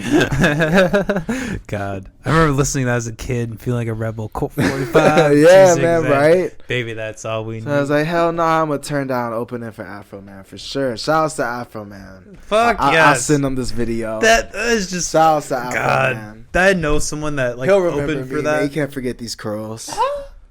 Hey, we'll like tag him on social media. Maybe he'll watch. How many times would you say you performed then? Ooh, man, I've lost count. It's been since 2011. Oh. Backyard Fest with my boy. With my day one Virgil Wolf, and it was in the backyard of my homie aunt. He was throwing a festival of like metal bands, and like me and Virgil were like the only rappers on the bill. So it was just like a bunch of just metal, just head banging. And I come in with like 90s boom bap, and I barely knew my words. It was a cool time. It was fun. People liked it. I was like, okay, cool, y'all like it, all right. So many, man. There's a lot. So you've been performing since 2011, though? Yeah. Wow. There's been 9 years. Let's Jesus. see. Backyard Fest, Cornerstone,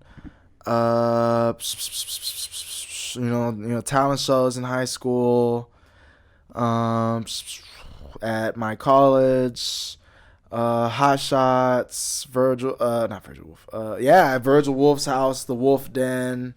That was probably my best show ever.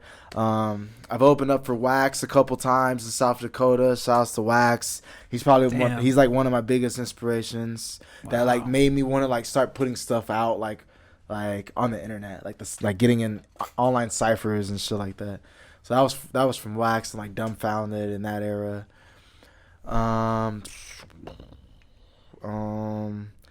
Did some stuff in Florida. I performed in Chicago. Wow. Dang. So you've actually performed like yeah, man. I've been out, over. Man. I'm not just like an internet rapper and like not like like I said, I want to do this around the world. Like I want to take this global.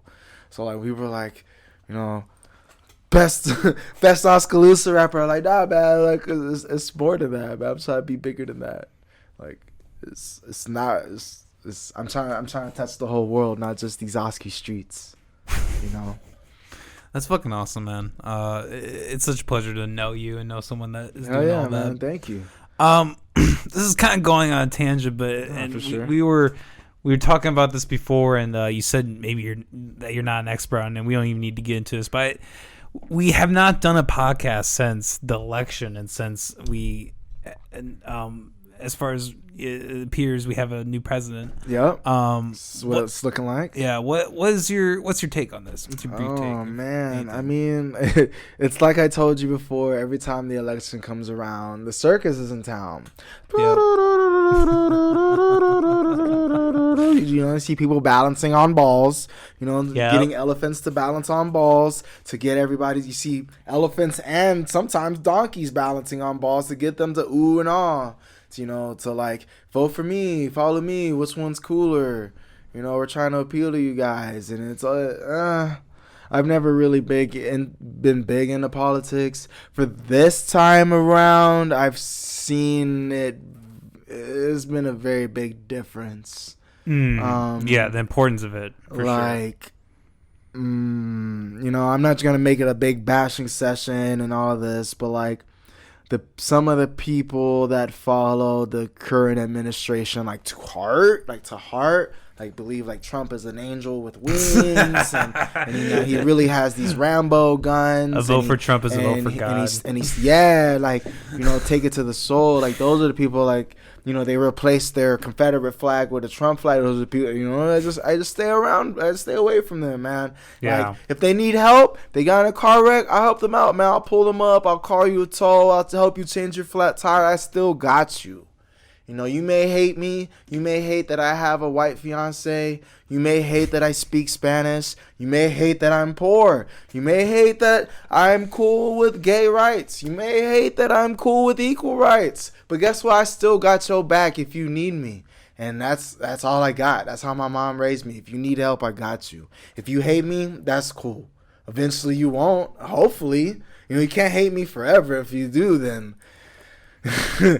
All right, man. Have a good day. Have a good week.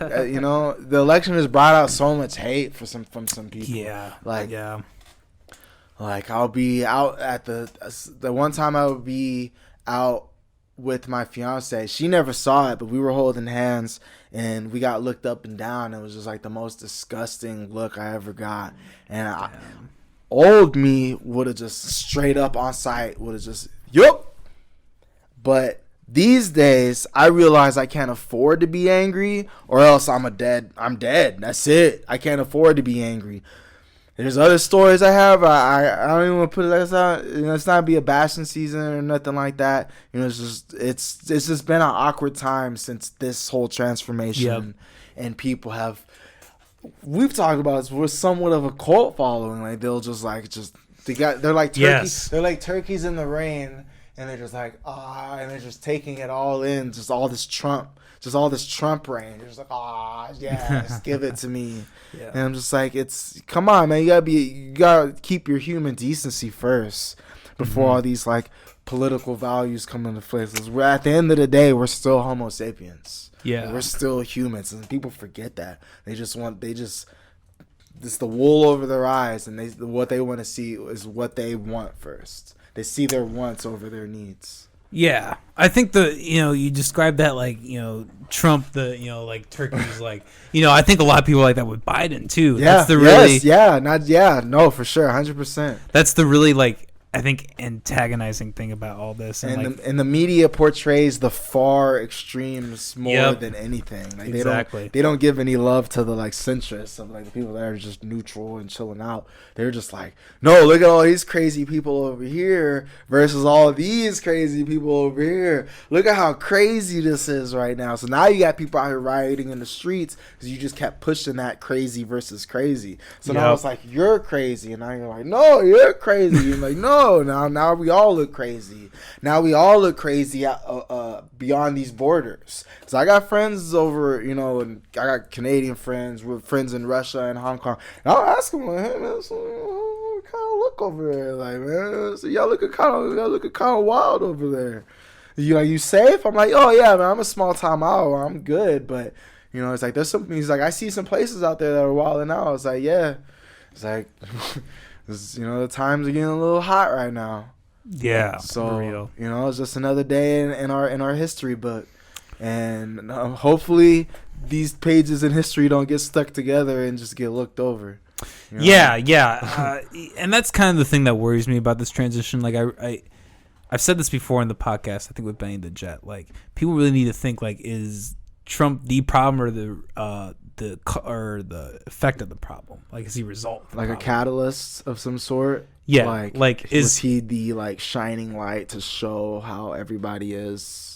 I wouldn't even give him that much credit. True, yeah. That's true. It has been true. It has been like that before this man popped his head in for the race. I wouldn't even give him credit necessarily.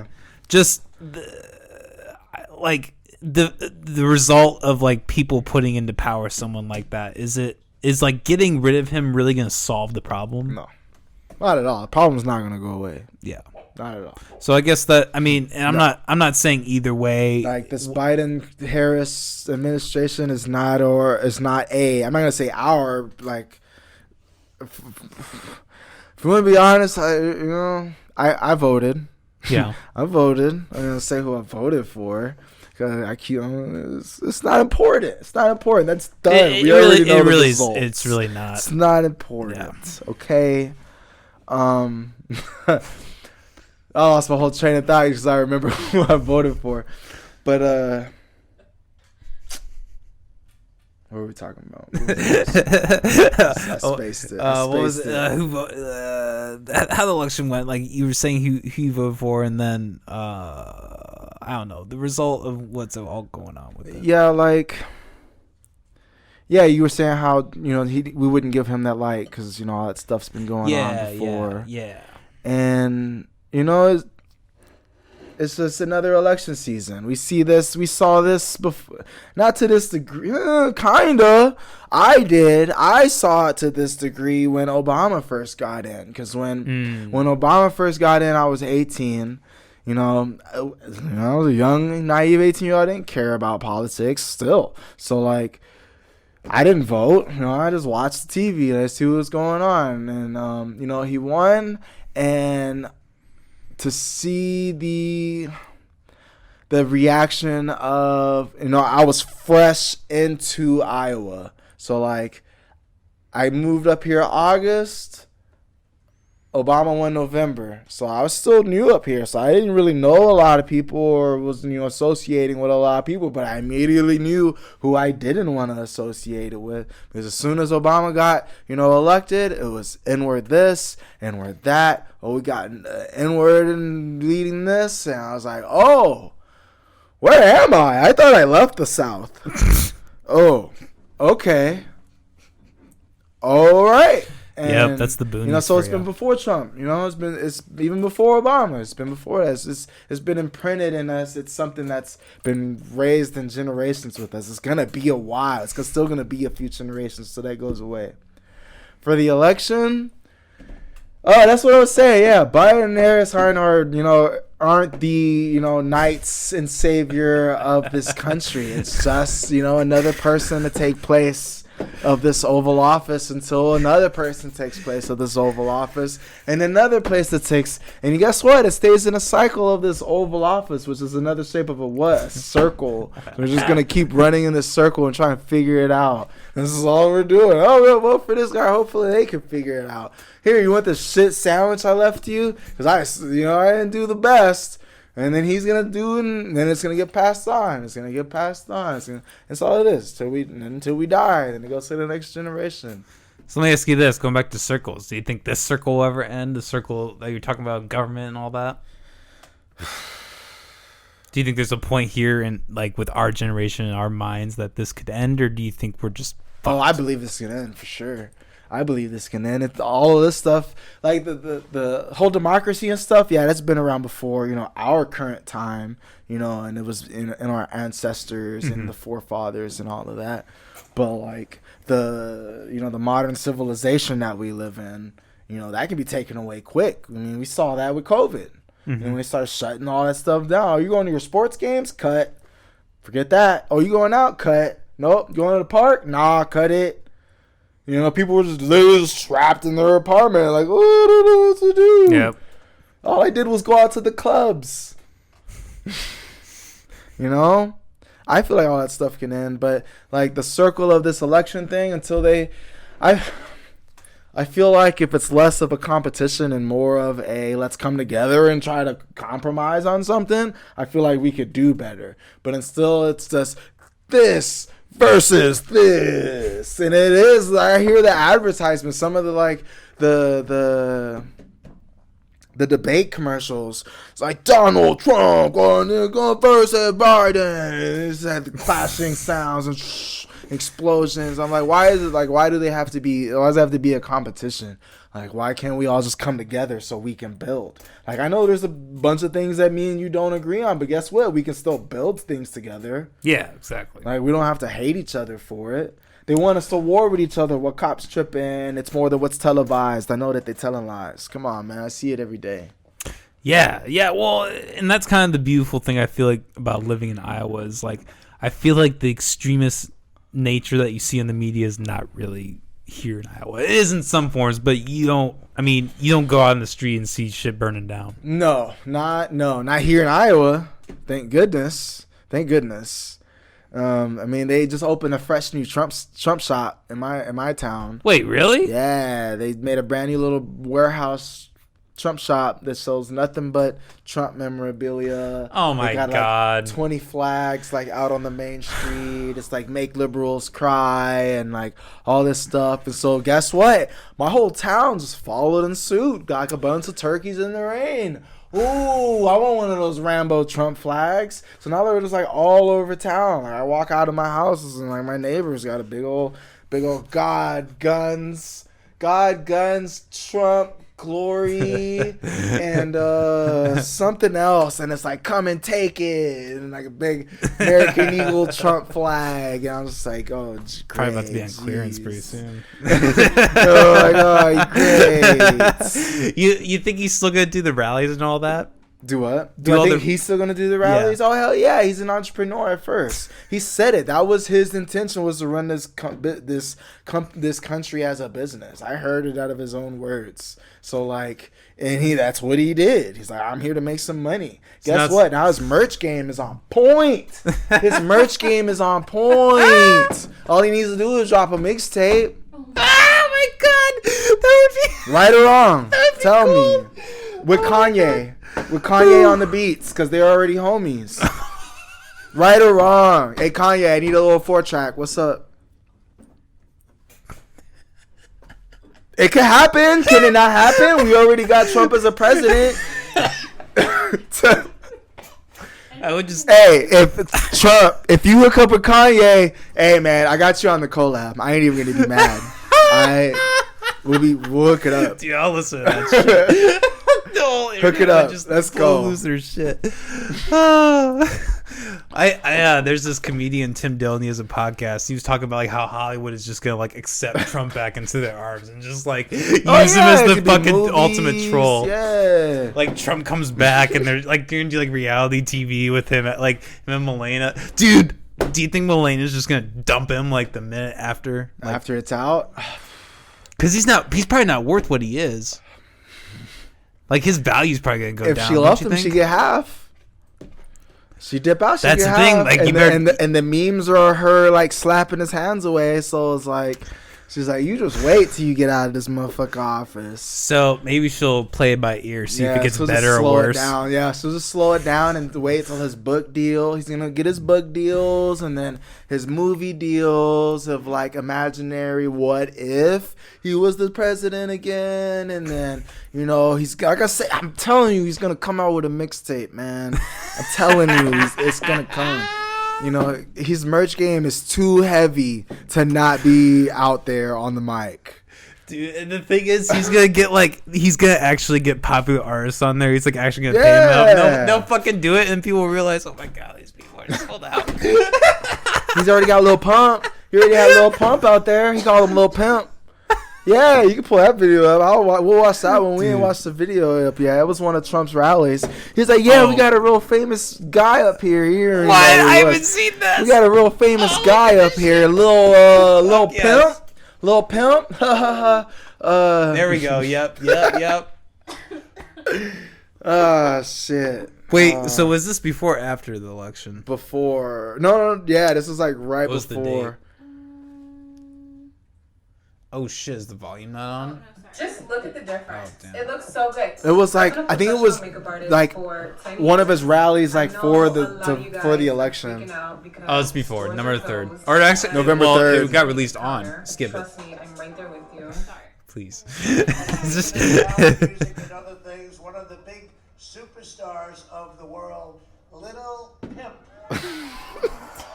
Look at that merch game. Look at that merch game in the back. Oh my God. Lil Pimp. How's it going? Do you want to come up and say something? All right, you know who Lil Pump is. This is not how he talks. Come on up here. God. Does everyone know who he is? He really is like an old grandpa. He's like an old grandpa on coke. He's like trying to be hip. That's a nice hat. Yeah, I say pimp, man. Oh God. Hello, everybody. How you guys feeling? Who are you? Mr. President, I appreciate everything you've done for our country. You brought the troops home, and you're doing the right thing. MAGA 2020. Don't forget that. 2020. Get that. How much did his net value drop after this? Vote for Sleepy Joe at all. Gucci gang, Gucci gang, Gucci gang, Gucci gang, Gucci gang, Gucci gang, Gucci gang, Gucci gang. Good speech, young man. Huge. That was the best speech I ever heard. Better than Huge any of the other speech. speeches. Hugest. Almost as good as It's so mine. big Not league. quite, but almost. That's great. Thank you, man. Love it. Oh my God. That's so been so good. It's Big star. Big star. Oh God. So yeah, I love it. The entertainment value is always fun. God. That's why I love the election. Is just then memes became a thing, and I was like, hell yeah, help me out. You know, there's this theory circulating that like that's the reason he won was through the meme. But there's like a huge like conspiracy of memes just thrown out about Donald Trump. I don't know about that. So yeah, that's my standpoint on the election. That's the spiel. That's Yeah. my spiel on the It's, election. I wish it was, in a nutshell, I wish it was more driven for unity instead of division. Like, Yes. hey, this person Yes. kicks babies. Don't vote for him. Hey, fuck that guy. He kicks puppies. Don't vote for him. That's what what the normies are hearing. 'Cause that's what they hear on the radio all day. What I'm mainly seeing is I'm seeing It's just dirt slinging. It's like, oh, that's diss records. yeah. Both sides that were at play 4 years ago are reacting opposite of what they did. Literally, sure. the hypocrisy and the bias is so apparent. So All I flip-flop. so I guess we'll see. I mean, So, kind of. yeah, that's my nutshell, man. Yeah. I just want to bring it together so we can all build something. I Unity. swear, like Yep. we all work together, we can fucking build some cool ass shit. Look at Japan, man. They got Gundams. They got what? life-size Gundams. Oh yeah, because you're not an anime dude. Let's Oh, bring him. Jesus Let's. Yep, Molly's on it. Oh God. Yeah, I'm an anime nerd too. I'm so behind. I never realized how popular anime was in the hip hop culture until I started this podcast. Like Jesus, Yeah. I'm so behind in all this. No, you got let's get it. Yeah, see, look, they got Was a that a whole- Transformer? Nah, so It's actually kind of like mecha robots. the Japanese. Okay, It's a so- Gundam mech suit. So is it a knockoff or did Transformers knock them off? Transformers knocked them off. 100%. Yeah, man. USA steals everything. I mean, Gundam's not like a specific. Here, show. blow it up. I can't really. If you want to pull the video up of it, like, because they got it like walking now. They got it. Well, not walking, but they got it. They can make it. It's just- moving. It's moving now. Here, blow it up. I remember when it's at 2010, it was just a standstill. But so like I said, if we work together, we can build some cool ass shit. There's no way we don't have the technology for that. We got billions and $billion military budget. And you're telling me we can't build some cool shit? Yeah, we gotta cut that shit down. 40th anniversary. The 59-foot tall bot weighs 25 tons. So And how, that's just them fucking off. so is that a program or is that like a Yeah, guy it's controlling? programmed. Nah, there's not a pilot in there. It's programmed That'd be right now. freaky But as look how smooth that is. Wait till they get it off the brackets. And you're like, oh yeah, RC. That this video already racked up more than 6 million views on Twitter. Here's my question: why do people like think this is a good idea? They see these movies where like this happens. You've never seen Gundam Wing or Gundam G Gundam? No. That? I've seen Godzilla. Like I've seen. all the- No. This isn't that. This Well, is like. My point is like building anything this big that can do that. That's a scary AI premise. shit. What was that? Are you talking about like AI? No, he's just talking about. I'm just talking following- about structurally. I mean just AI following too. the ideas of the movies and shows that Yeah. we grew up watching, like a life-size Gundam. Like Like you Terminator. never saw that coming. We were like 6, And like, so in the show, these things are fucking like space. They're like space robots that just fly, and there's a super aerodynamic compared to their competition. They're the Earth robot. The Earth robots. They're all clunky, big, chunky robots. And then the Gundams show up. They're like ninjas with like dual blades and like Gatling guns on their chests. And the theme is like, oh God, it's a Gundam, and they're just getting sliced in half, and they're just. So like you said, the fact that we're trying to recreate this is a crazy concept. Yeah, it's not very well thought out. I mean, like, It could backfire. It could definitely backfire. I mean, despite the movie, I mean, you know, a movie's a movie, whatever. But like, just like that logic of it, like creating something that you can't control. Hell like, yeah. Like AI would turn like people not like these people who create AI. They all like their training course should at least be all the Terminator movies. They have to watch through all of them. Or I'm serious, man. Jurassic Park 2. You didn't see them get loose? Y'all didn't learn? They get loose in this one. There should be a series of, like 5 movies like dealing with like the Don't scope of do humanity and building something that you just cannot control. Here, don't do these things. Recording ghosts, Ouija boards? No, don't do that. There was some I was listening to a podcast where Google did like this training program thing where it wasn't movies, but it was kind of similar to that. They made them take all these like humanitarian type courses to like teach them about them AI thinking. Or? Well, yeah, with AI and like kind of like the scope of power and like, you know, because how much power Google really has. Like in the early days before, you know, now all this kind of crazy crap has happened. Like in the really early days of Google, they like had that implemented in part of their stuff. Yeah, they were the king, man. Yeah. Yeah, they were the king at one point. Google it. Google's, I mean, they still are the king, I think. Oh, I mean, for sure, because they bought out everything else. They're just buying everything left and right. It is a true monopoly. And they got a Google phone plan now. Really? Google Fi. Oh my god. They got their own phone plan now. I remember the Google goggles. That was the cool concept. That was like the first like AR. That was in like 2008. Yeah, the Google Fi. Google Fi. Google yeah. Fi. So like, huh? Technology, man. That's been a whole other distraction for humankind.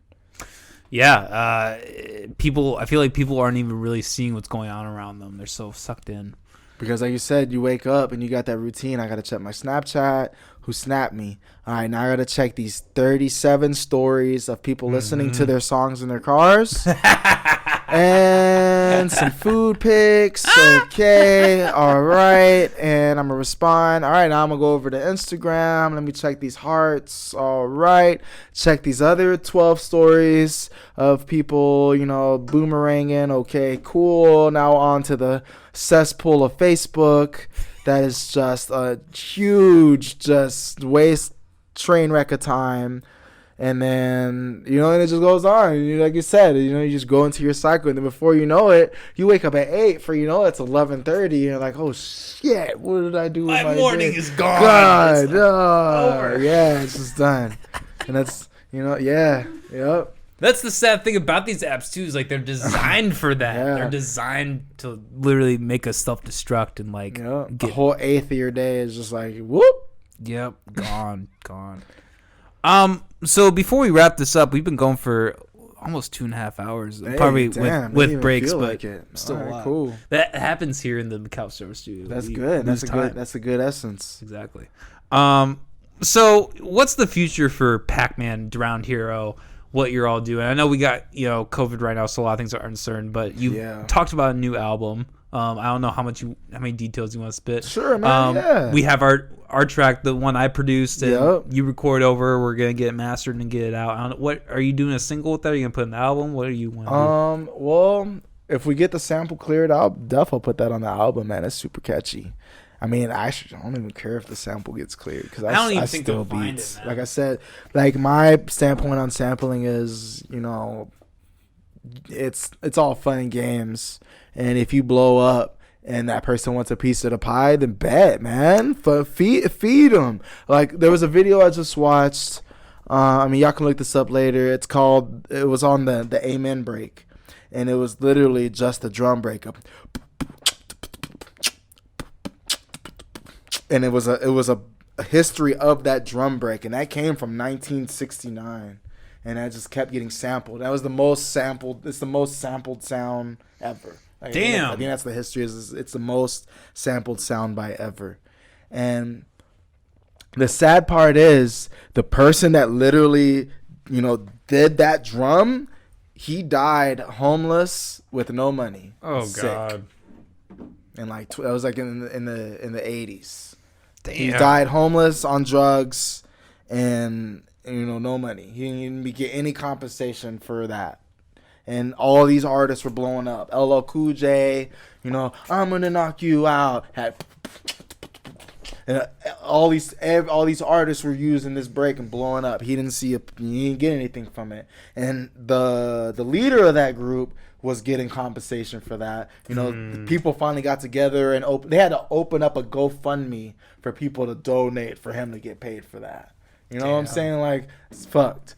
So for sampling, for me, if I was to blow up and the sample was the made and be like, yo, man, you were using my sample. Guess what, bro? Here's a break. Here's a piece of the pie. Like, this song wouldn't have became anything if I never would have got that sample. Well, I will say the person that was sampled from is not going to be suffering. But yeah, we're not going to spoil it. You know what I'm saying? That's the fun. That's the fun in the art of sampling. It's like it's like hide and seek. Yeah, you got to come find it. Pretty simple. In the age of automation too, they won't find it. Yeah. So for the question for the future of the Round Hero, man, it's with COVID, it's definitely put a stunt on seeing the future. It's something I talk about with my fiance all the time. Because like I said, we're supposed to be getting engaged in April. And, it's always been on my mind, like, is it worth it, putting my family in risk and, friends and family and, doing the travels and all of that. So, we'll see day by day. But, yeah, like I said, the future's hard to see. But for the music, I have very positive views coming for the music because I've been, reaching out more. And, unfortunately, a lot of it is, more of an online touch. But I'm still out doing, personal shows from a distance, and, keeping my distance from people. I'm still trying to get out there and, see faces because that's part of being a human. You got to interact with people. Yep. You're going to be a madman growing your beard out in the woods. For the music, like I've been reaching out to people from like all points of the country, like shout outs to Rello and Philly. We got high school music, not high school music, high Sunday music out in Sacramento. We got Jade out in Philly. We got we got Jay Storm out in New York. I got my brother out in Alabama. Shout outs to PR. I'm just working with so many people that, now they have the time to, this is the time to collaborate. If all y'all doing is just sitting down and you're in the studio, great. Make something, because this is something to tell your story. This is the perfect time to tell your story about what's going on right now. Because, down the road, we're going to need those records. Yeah. What happened? Oh, I got this track. I got that track. This will happen. Oh, man, Black Lives Matter came back again. Racial tension was all-time high. Dang. Feeling like we're going back in time. President, electoral scandals again. This ain't the first time, so we're running in that circle again. Like, the music tells a story. So it's just how it's just going to keep going. And, my music is part of my life. So as long as I'm alive, there's always going to be a part of my music that's going to tell that part of the story. So I'm an old ass man. I feel like I'm gonna do this till I get, dementia and forget how to write. But I feel like it'll just go till it goes. Do you have an estimated day when your album might come out? No, nothing. I'm not disciplined enough. I need to be. I wanted to make it something that was personally produced by myself. But then, I started reaching out and meeting all these cool people, and I'm like, oh man, I want this song on the album, this song on the album, this song. I have like 30 songs. Like the album's done. I just need to like break it down of what I want on it. It's titled Tunnel Vision. So like it was perfect timing for when I was learning how to make beats. So you're just, you're stuck in, like you say, you're stuck in that loop for hours on end getting tunnel vision, and you're just like, I'm gonna get it. I need that tempo. Yeah, it just zones in. So it's called Tunnel Vision. Ironically, it just happened to be when 2020 was out for Clear Vision. Another ironically, 2020 ain't that clear, since a lot of us can't even see tomorrow.